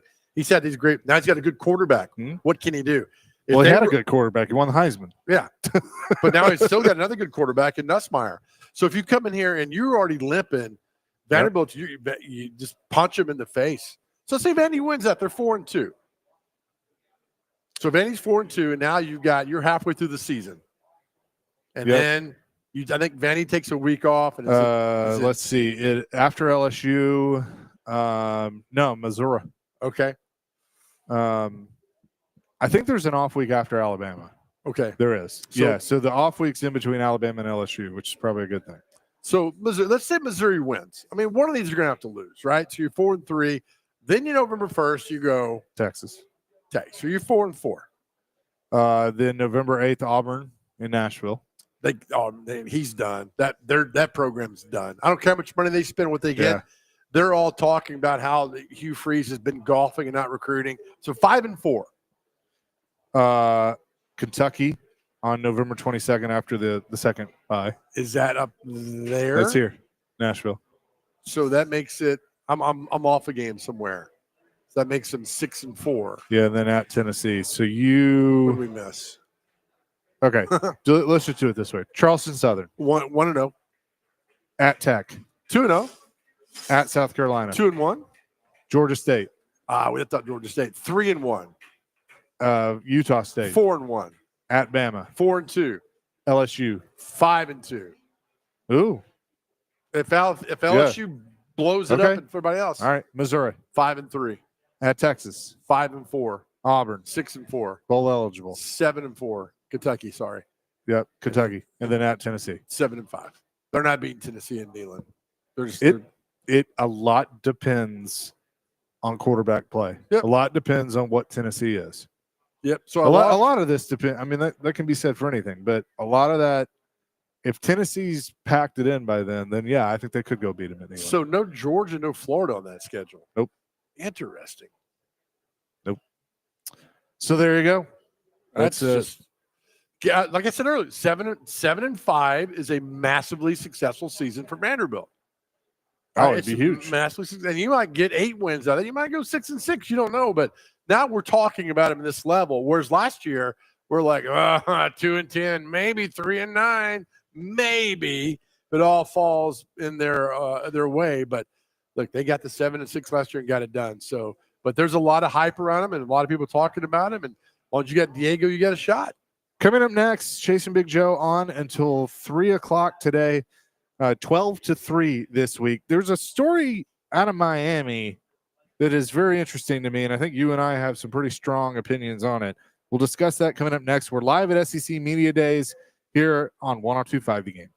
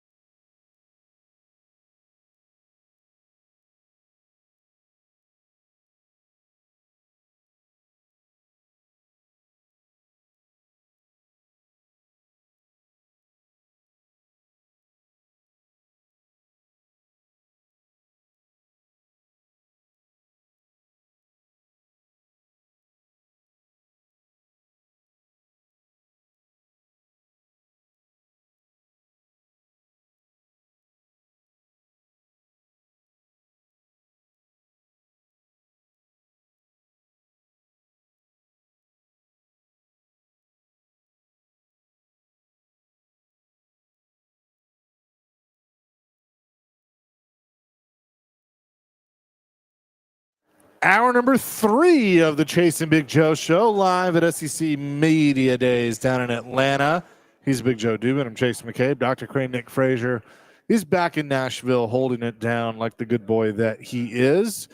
And we're excited to be here and appreciate Brewhouse South in Cool Springs for jumping on as our SEC Media Day sponsor. They also have 2 other fantastic locations on Highway 100 in Bellevue and also Charlotte Pike, Nashville West. Joe, we've had a loaded show already with Clark Lee, Diego Pavia, Cole Cubelic, many others, and look forward to being here all week. But there's an interesting story out of Miami. Teddy Bridgewater, of course, a fine NFL quarterback, played college ball at Louisville, had been coaching at Miami Northwestern, won a state title with them. He has been suspended as the coach for allegedly giving impermissible benefits to his players. Oh, no. What were they? He was helping players with Ubers and helping players with physical therapy, supposedly, and therefore was suspended. I get it's against the rules. All right. There's rules, but Sure. Give me a break on this. I mean, this is a guy who's helping his team, guys who can't afford things. And he has the opportunity to help them out. What are we doing here? I don't get it. I mean, there are high school coaches every day in America who are helping kids, families pay their light bill or helping out at lunch. I mean, I saw it. I saw it in McGavick. We see it. And the fact they're suspending him for this, give me a break, man. I don't understand it. I really don't. He said, quote, "The suspension came from MNW, and it's impossible to suspend someone who doesn't work for you. So if I'm suspended from MNW, I'm free to go to another school of my choice, but I'm not going anywhere. And if it comes down to it, I will volunteer from the bleachers like I used to in 2018 and 2019 when no one had a problem." Love it. Love it. Good for him. Yeah, it's the right answer. Good for him. And I tell you, you and I know many high school football coaches in Tennessee. Every one of them, sure, fantastic. Yep. And so they do much more than coach, right? They give life lessons. They lift people up. They do things. This is an example of that. And they're like, "Oh, you can't do all that." So now the next coach's like, "Well, I'm not going to do this because I can't help you pay the rent or get you to where you need to go because, I'm going to get suspended." This is nonsense, man. Well, it's really stupid. So this stemmed from a Facebook post he had on July 7th. He revealed that he covered Uber rides, meals, and recovery services for his players last season. He asked fans to donate and cover those expenses this year so they wouldn't have to come directly from his pocket. That apparently drew the attention of the Florida High School Athletic Association, and they told him there is a recent precedent for the FHSAA punishing programs for players receiving free meals and Uber rides. Last fall, several players at the First Academy were found to have received impermissible benefits, including a free Uber ride.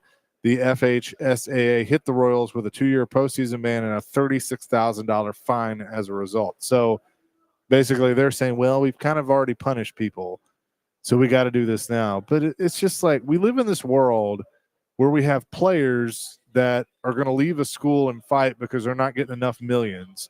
And you're going to suspend a guy that made a good amount of money in the National Football League. It's not a whole lot off his back, but he's doing it for the right reasons. Yeah. You're going to suspend him for helping a kid that can't afford an Uber or a meal. Yeah, and I've told you all the time, I learned more off the field playing football from coaches than I did getting coached. And that's, our good friend, the coach up at Eastern, does the same thing. I mean, yeah, it's off the field how you grow these guys. And so here's a guy who's giving back and helping them out. And, I just don't understand I get the rule. I understand people put rules in and all that. Rules must be broken. Shut up. But the fact what he's doing is just lifting these guys' spirits up and giving them hope. We're going to get mad at a coach who's giving these people hope. He didn't buy a yacht with 9 strippers on it. He Uber rides to get to and fro and helping things out. I just have a tough. Again, we there's nothing going on, so let's bring this up and have a problem with it. Yeah, I'm with you. I mean, but I'm curious. You bring up coaches that help their players and all that stuff. I guarantee you, and I'll be careful how I word this, but Careful, buddy. I guarantee you there are several that they see this and they go, okay, well, I'm still going to help my kids. Oh, absolutely. Yeah, I'm going to do it. I mean, and more power to those people. So what's the difference with a quarterback club? Can he not just give the money to the quarterback club? Was that okay to do that? I don't know. I'll go back over this. I don't know how, because I think he's a volunteer. I mean, I don't think the school's paying him. All right, so you're probably saving $100,000. Yeah. I mean, they won the 3A state championship last year, and evidently they weren't. But they were okay. They weren't great or they weren't terrible. But he got to a state championship in football. Yeah. You carry that with you the rest of your lives, and the fact that they're getting mad at him about that, I just, man. Well, and he's willing to come in and do this for free and help the kids out. But I mean, look, this is the world in which we live, I guess. I don't know. We live in a messed up world. You're right. No, I had to say that. But, we had the opportunity to talk to Clark Lee earlier about, building guys, building the program, building the right way, and installing, love and fear in them as well. I mean, to get them to the next one if they want to do. And so coaches are invaluable, man. They can talk about coaches making, Jimbo Fisher left Texas A&M with $40 million, right? Yeah. That's one coach. How many other college coaches are let go or busting their tail at FCS or Division II, Division III, NAIA, who are doing all that, doing so much good for things, aren't making a lot of money? And we sometimes seem to focus on some things like that, which is like, what are we doing here, man? 100%. 615-737-1025 is our phone and text line, driven by WilsonCountyHyundai.com. We'll have Andrew Allegretta, the voice of the Commodores, on with us here in just a few minutes. Get his thoughts on what Coach Lee has had to say and other things from SEC Media Days. You asked earlier, Cole Cubelic, a team that you're really excited about that you think has a chance, and he said it's kind of hard to answer that because there's really so many. Who stands out to you besides South Carolina? Because we've kind of talked about them. South Carolina's one because they got a quarterback, Illinois Sellers, who's really good. The momentum South Carolina got at the end of the season last year, and we talked to DQ Smith earlier, the great defensive back from South Carolina. There's a lot there with South Carolina that feels good, that sounds good. But again, feels good. You got to get on the field and prove it that goes on. But you take the same way, Alabama, Texas, Georgia, those schools right there are going to be there at the end. But you look at a school like Georgia. I know we talk about Georgia, but unproven quarterback, like Cole talked about. We're talking about unproven quarterbacks from top to bottom throughout the league. I don't, the Arch Manning love, I don't get it, Chase. He hasn't done anything. I don't get it. He hasn't been to Georgia. I mean, he played and started versus Mississippi State last year. Yeah. That's fine. But, now some cookies now. Oh, we do have some cookies. Yeah, I'll take some of these. That's how you talk amongst yourselves for a second. Oh, yeah, give me one of those chocolate chips there. Appreciate you. Good Lord. Yeah, there we go. That's how you interrupt. I'm good. Thank you so much. Thank you. Thank you, Clay. Do you have any milk? No, there's some over here. Oh, there is, isn't there?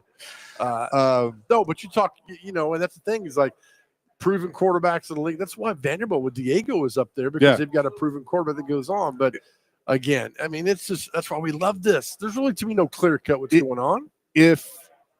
Here's the thing about what you were saying with Arch Manning. If his name was Arch Lyman, nobody, I mean, he'd be handsome. He would be, but there wouldn't be this much hype. No. But the fact that he's a Manning, he's the first one since Peyton and Eli that, he's playing quarterback. I mean, it's like, okay, everybody in their head goes, well, he's going to be just like granddaddy or just like the uncles.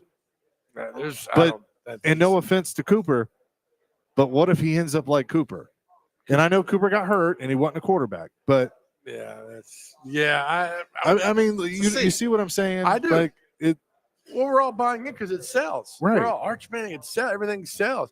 They're not bringing Arch Manning to SEC Media Days. You know that? I thought they were. I don't think he's coming. Did I read that wrong? The original list. I think he was not on the original list of Texas coming to SEC Media Days. You may be right. I don't remember. Which is smart. I mean, keep him. He hasn't done anything. Keep him. Now I have to check it again. Yeah, make sure because I thought the original list he was not on it. They might have added him. Man, I don't know. I don't know what to tell you, man. He is. He's coming. So they bring Yeah. So they gave in. They're going to bring it. They probably said, "Look, you bring Arch to this." All right, I get it. Yeah. His biggest fan, Paul Feinbaum's right now. They're behind us. If we get Arch on Can you do the entire interview doing your Peyton? Absolutely. I said, man, you know, one time I said, me and your daddy was running around Louisiana together sometime, and we got in trouble throwing eggs at the neighbors' houses, and Daddy said, no, you don't get them on my house, man. That's just so And he'll bad. just like take the headset off and leave. Like, I don't know what's wrong with this It's guy. like, don't you walk away from me. Don't you walk away from me. By the way, for those that don't know, we're on Radio Row here in Atlanta.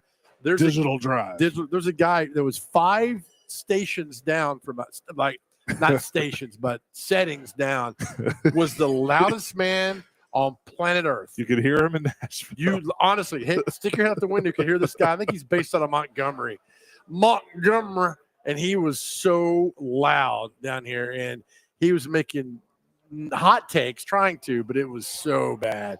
But anyway, I just think, I hope there's a team that breaks out of the pack. Maybe South Carolina. I'd love to see Vanderbilt. A lot of people aren't talking about Tennessee. Yeah. Although Tennessee's got a pretty good, like Cole said, a great defense. Offense-wise, a lot of questions. The thing on Tennessee, and we can get into this more later, is I think fans are prepared to give them a pass year because of the Nico thing. But they're not ready to play that card yet because they want to see, and they shouldn't. No. I mean, they should want to see how they are first. But I don't know. Andrew Allegretta going to join us, voice of the Commodores. He is coming up next. SEC Media Days presented by Brewhouse South in Cool Springs. Chasing Big Joe, 102.5 The Game.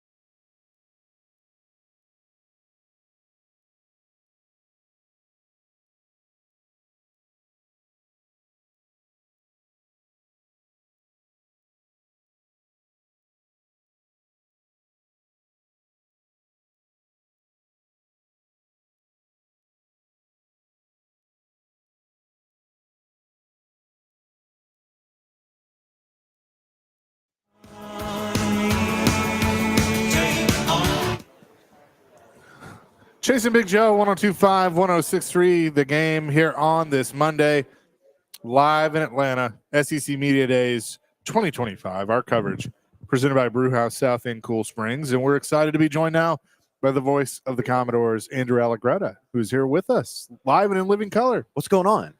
You know, just talking about football and all that stuff. Cookies, getting free cookies. We've actually enjoyed discussing football and not NIL Yes. and schedules and playoffs. And I mean, we will, but it's been nice to do that because we started earlier this morning sitting down with Coach Lee. Yes. And walked away from that going like, man, I'm ready to go. Let's just, you feel the belief. And then Diego comes through and Randon comes through. And it's just like, there is the true buy-in with this program right now, which I'm not saying wasn't there in years past, but it feels different than it has in years past. I mean, you guys tell me. Sure. By compared to anything that I have seen, there is certainly a different buy-in. I don't think Clark's belief that the program could be very good has changed. I think Clark had a really good sense of self from day one. I really do. But he just has the horses that make the whole engine go in a different way. I can't imagine that the heartbeat that this program has now is the same as the heartbeat the program had 10 or 20 years ago. I'm sure 100% that that's accurate. Well, and it like I go back, Bobby Johnson had a buy-in.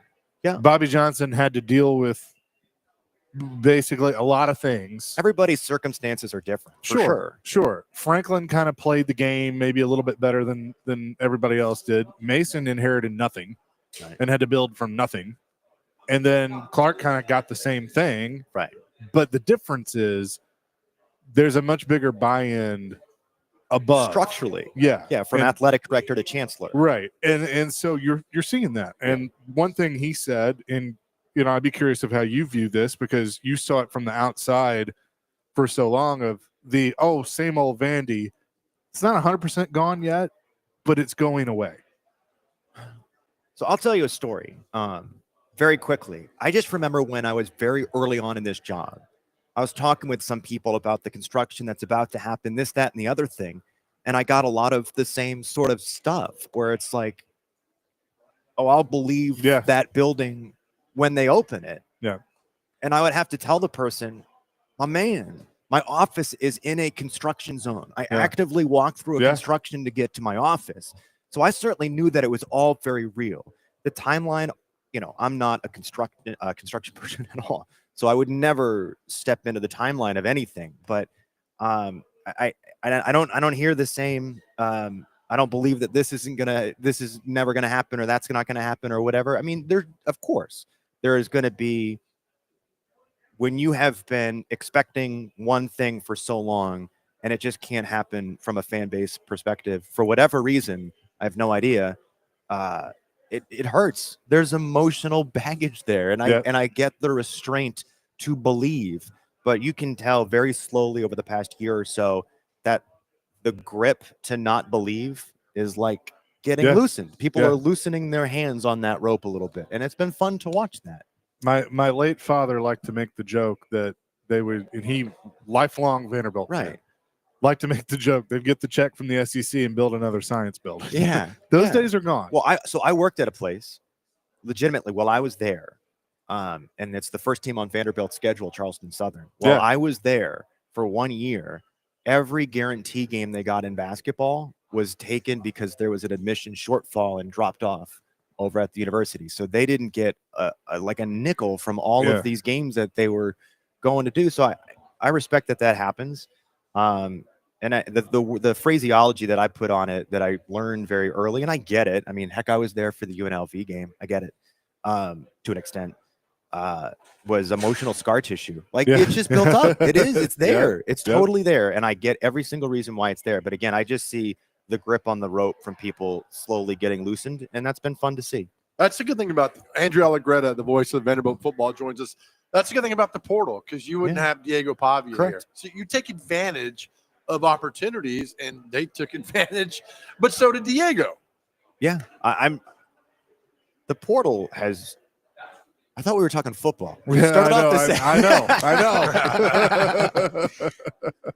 I'm okay with all of this stuff because it's opportunities. I mean, I want guardrails and all of that sort of stuff, but yeah, for Vanderbilt, you're gonna have the chances to build things in a way that you weren't going to be able to do it before. I mean, I think the offensive line that we're going to have this season is going to be one of Clark's best, and it's augmented exclusively through the portal.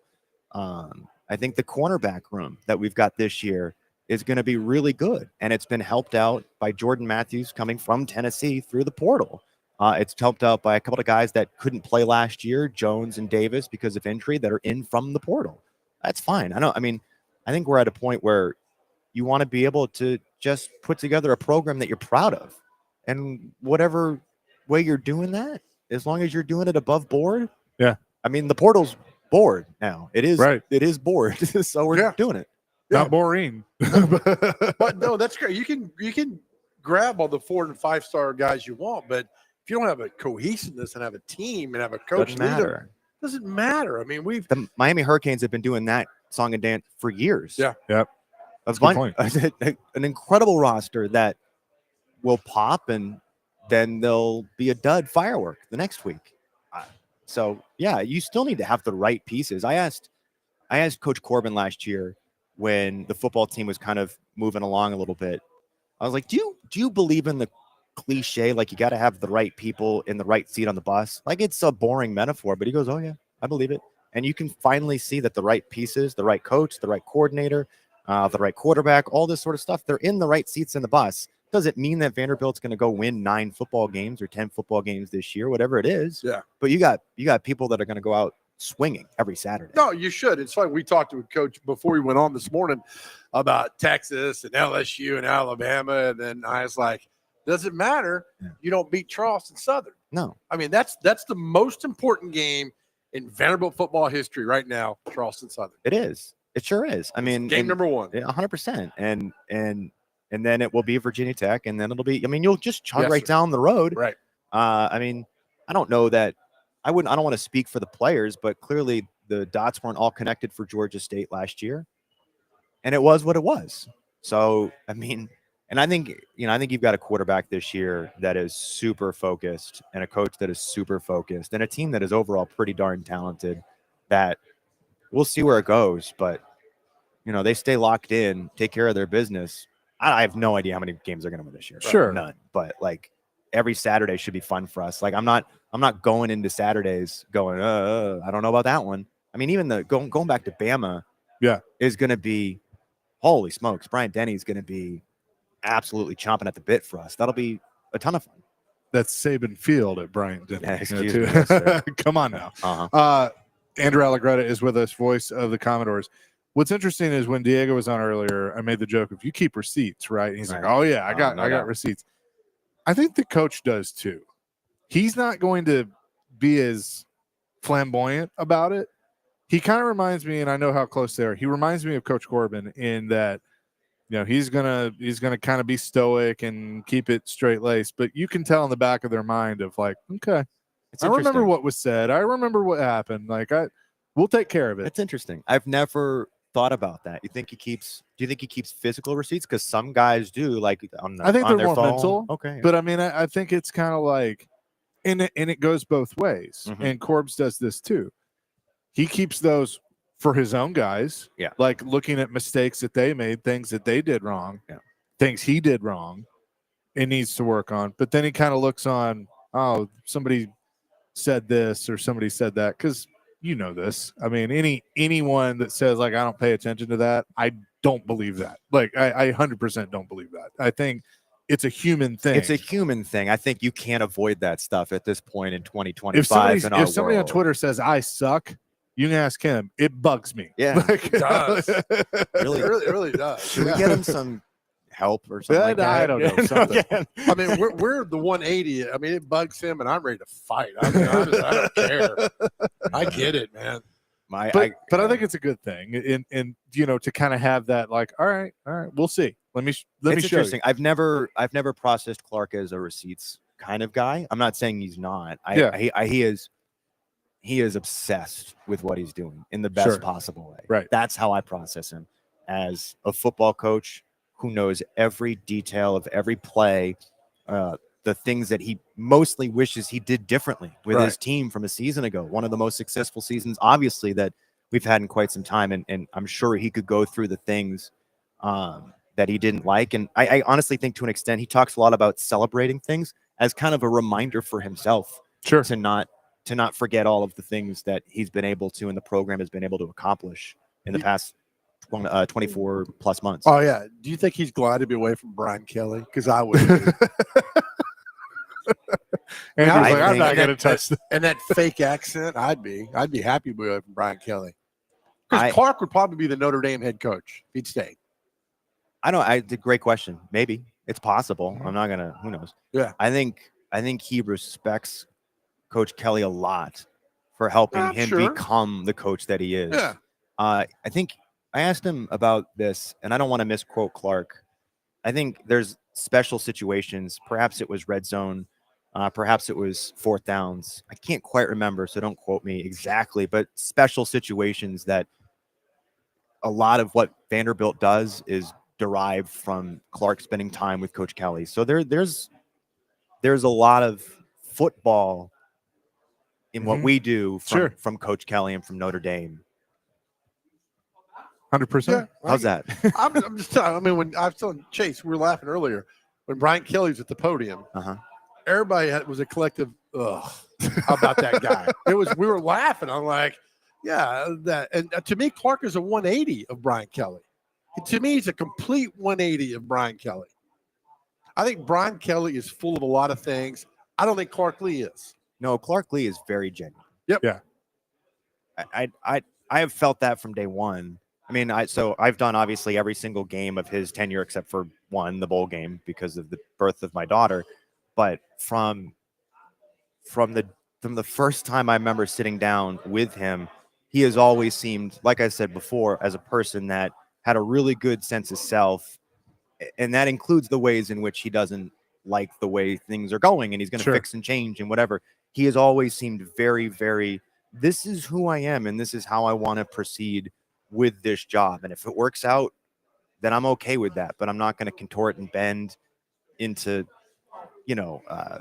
morality ways that I don't want to do it. I'm going to do it the way that Clark Lee believes it should be done. 100%. He is Andrew Allegretto, the voice of the Commodores. It's right around the corner, my man. I'm fired up. I can't wait. Commodore Hour. I know. We have all these fun things. I know. Door Jam coming up. I mean, it's almost here. It was an incredible season last year for Vanderbilt football and for a lot of the other sports too. I mean, truly from basketball to baseball, despite the way that baseball finished, which was a real punch in the jaw for a lot of us. So I'm really hoping that we can keep this going. The football team should be really compelling to watch. And the margins were so thin last year. They were so thin. Whatever it was in the all access that we put up was, most of our games, like the average margin of victory was 4 and the average margin of defeat was like 3. Oh, so yeah, he said 8 one-possession games. Yeah, it was a ton. It was a ton. So it could be really, really compelling to see every which way that this season goes. Hey, where's your Birmingham Bowl ring? I flashed this really fancy. We want that top, by the way, if you don't mind. If you can see on the stream, I mean, it's a nice. Oh, this helmet is really good. Yeah, they put it on a lot of the gear last year. I like that. Yeah, that one's good. The old school looking. Love helmet. it, man. I love the positivity. I love the energy.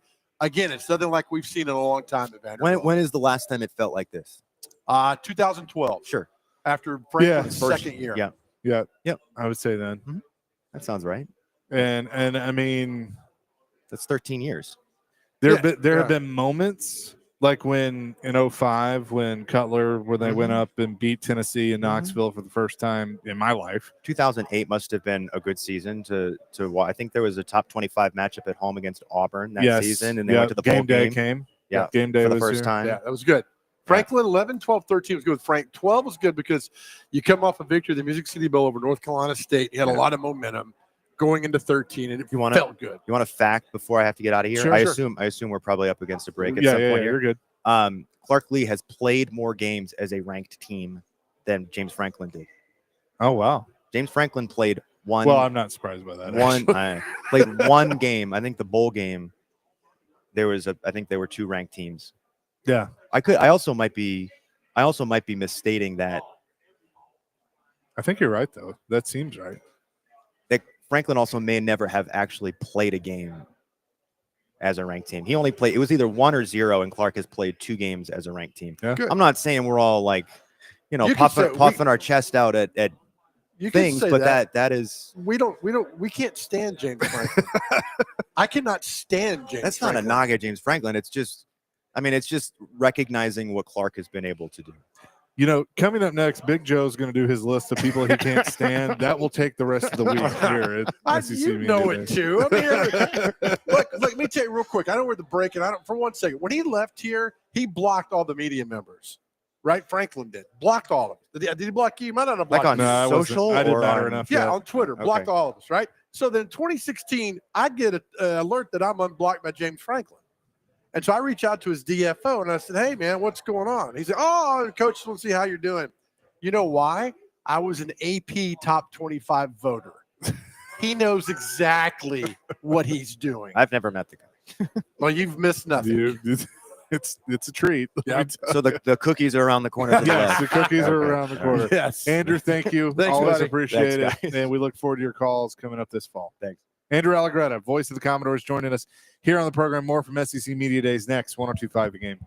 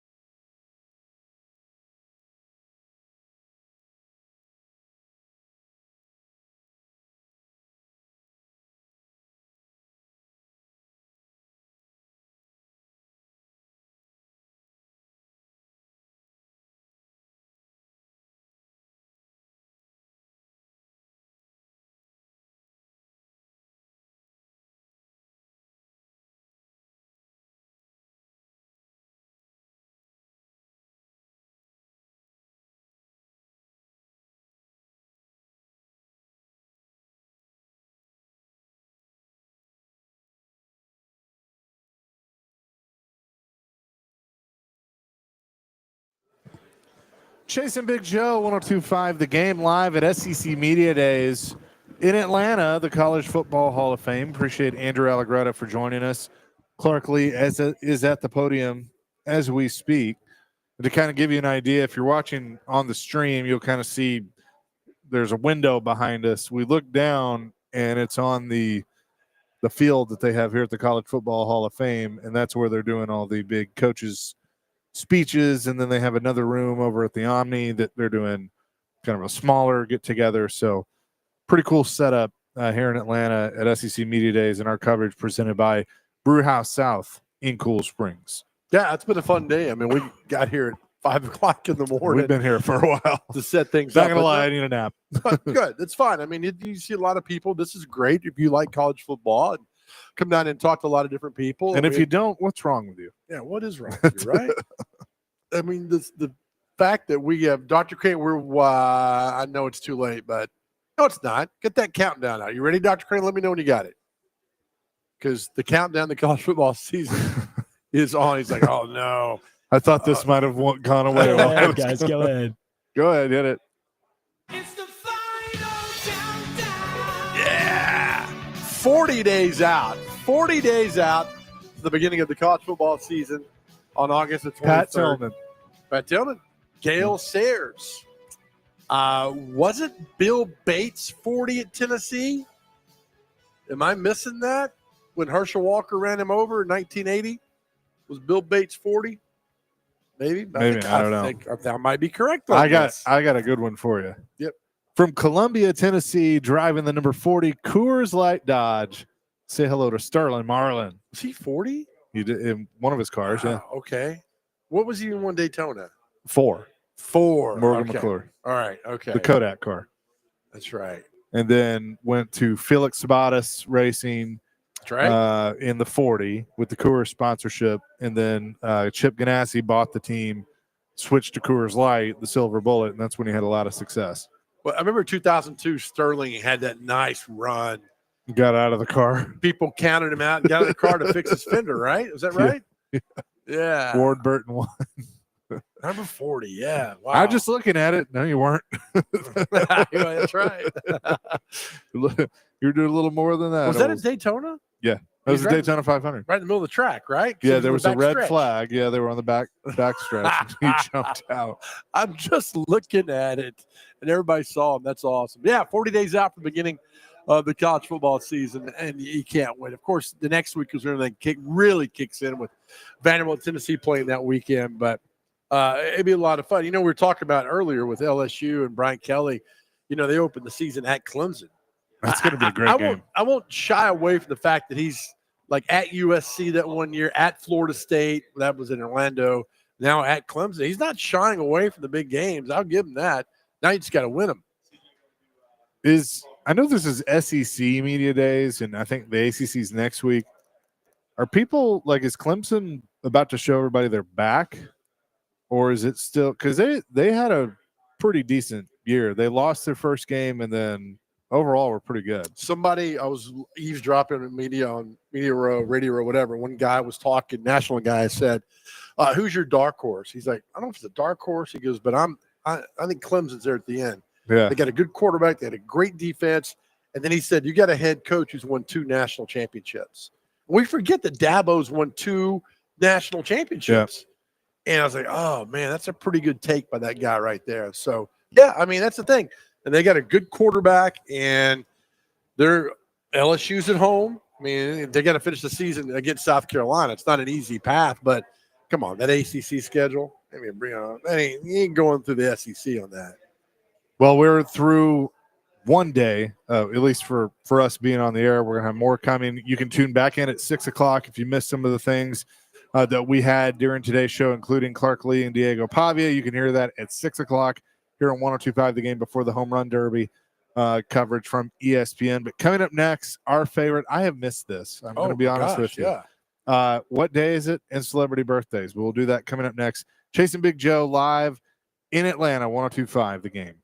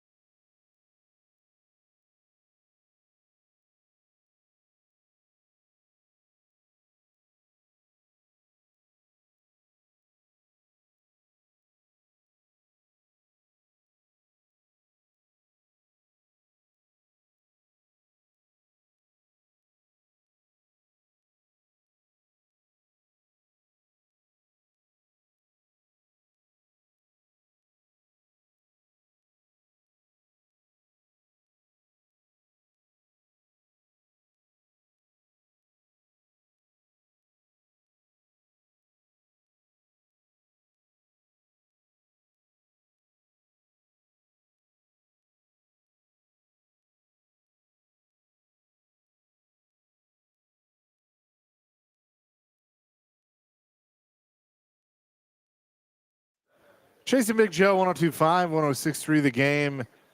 On this Monday, SEC Media Days, day number 1. We are here all week. Come back Thursday afternoon, and it'll be good to see Dr. Crane. I haven't seen him in a while. I He's forgot still what he handsome. looks like. He's still handsome. I Making shaved, so we're pizzas. looking good. Oh, that a boy. Good job. Thank you. Well, thanks to Brewhouse South in Cool Springs for being our proud sponsor of everything down here at SEC Media Days this week. With that, let's get to what day is it and celebrity birthdays. Brought to you by Jarrett Companies, Inc. Their commercial plumbing and HVAC division covers all of refrigeration service and maintenance needs. JarrettCompaniesInc.com, above and beyond industry standards.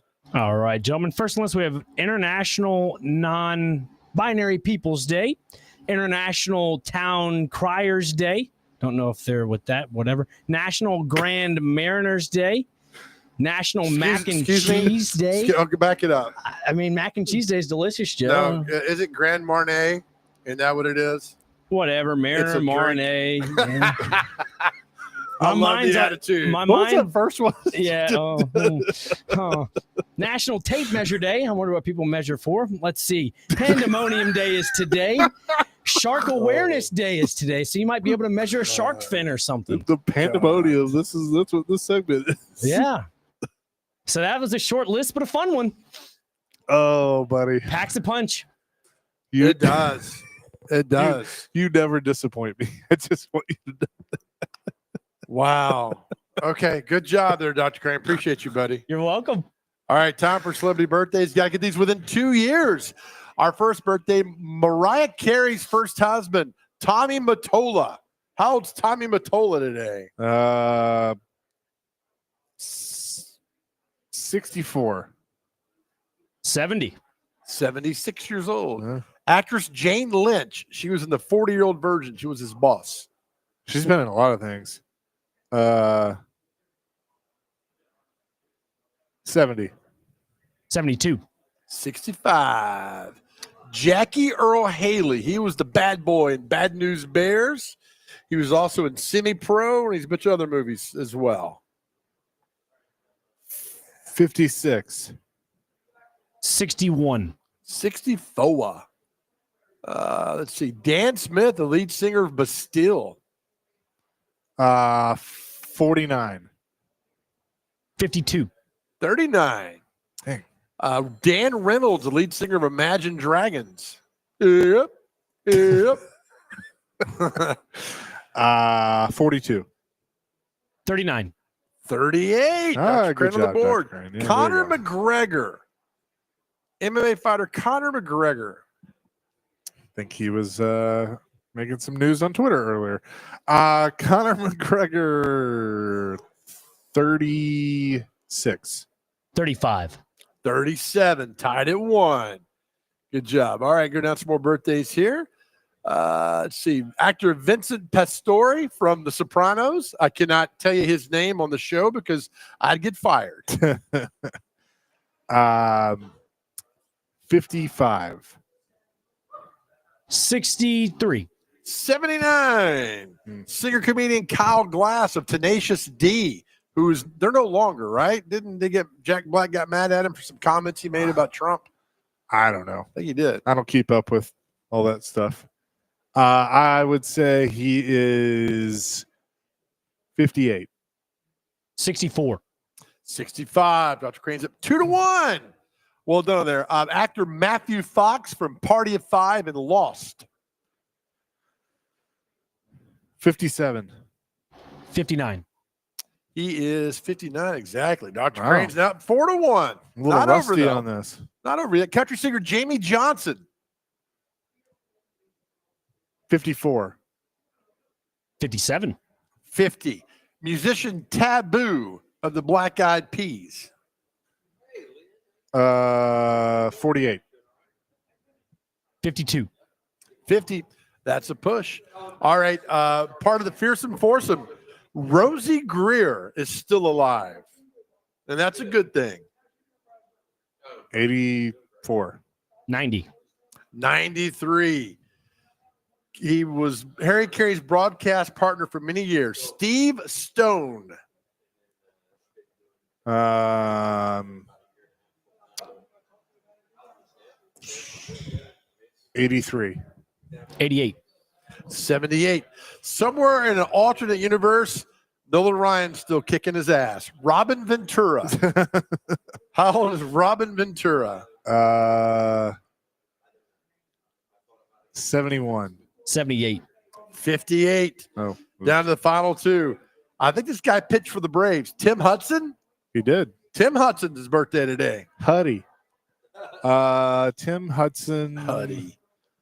what I'll we call him. smack you. I'll smack back. I will say Tim Hudson, 48. 53. He's 50, which means our final birthday, Dr. Crane's up 4-2. Our final birthday, Hall of Famer for the University of Pittsburgh, one Darrell Rivas. Darrell Rivas? Darrell, whatever. Rivas Island. For the tie, Chase. 43. 40. Oh, at the buzzer, Dr. Crane gets it. Win 6-2. Good job, Dr. Crane. By He's the 40? way, Thank you. yeah, he's 40. By the way, David James, the award-winning handsome producer at Cromwell Media, totally smoked Dr. Crane last week. We 4-1, I think, right, Dr. Crane? Yeah, one game. Yeah, I thought I was gonna give Nice. you some credit for two, but it didn't work. Nice. Yeah. Well, there you go. Congratulations, Dr. Crane. Appreciate that. We will be back at it at noon tomorrow. Again, note the time change. We are noon to 3 this week with DVD going ahead of us, 9 noon, and then Stillman and Company 3 to 6 this week. Jared only on today and tomorrow. Don't forget what's coming at 6 tonight. We'll have the SEC Media Day, stuff that you may have missed earlier, Clark Lee, Diego Pavia, and much more. You can tune in starting at 6. And again, we're back at it tomorrow at noon. Stillman and Company coming up next. Yeah, as we always leave our show with your guys out there, know that we love you. Know we're out of town, man. We're still thinking about you. If you're going through something, please talk to somebody. We tell you all the time, please talk to somebody on your cell phone. You can call or text 988. Somebody's always there to talk to you. We are always here to talk to you. As I say every show, every day, our world is a better place because you are here. Know that. Know that we love you, and know that more importantly, more than anything else in this world, God loves you. Amen to that. Peace, love, rock and roll. Jared coming up next, 102.5 The Game.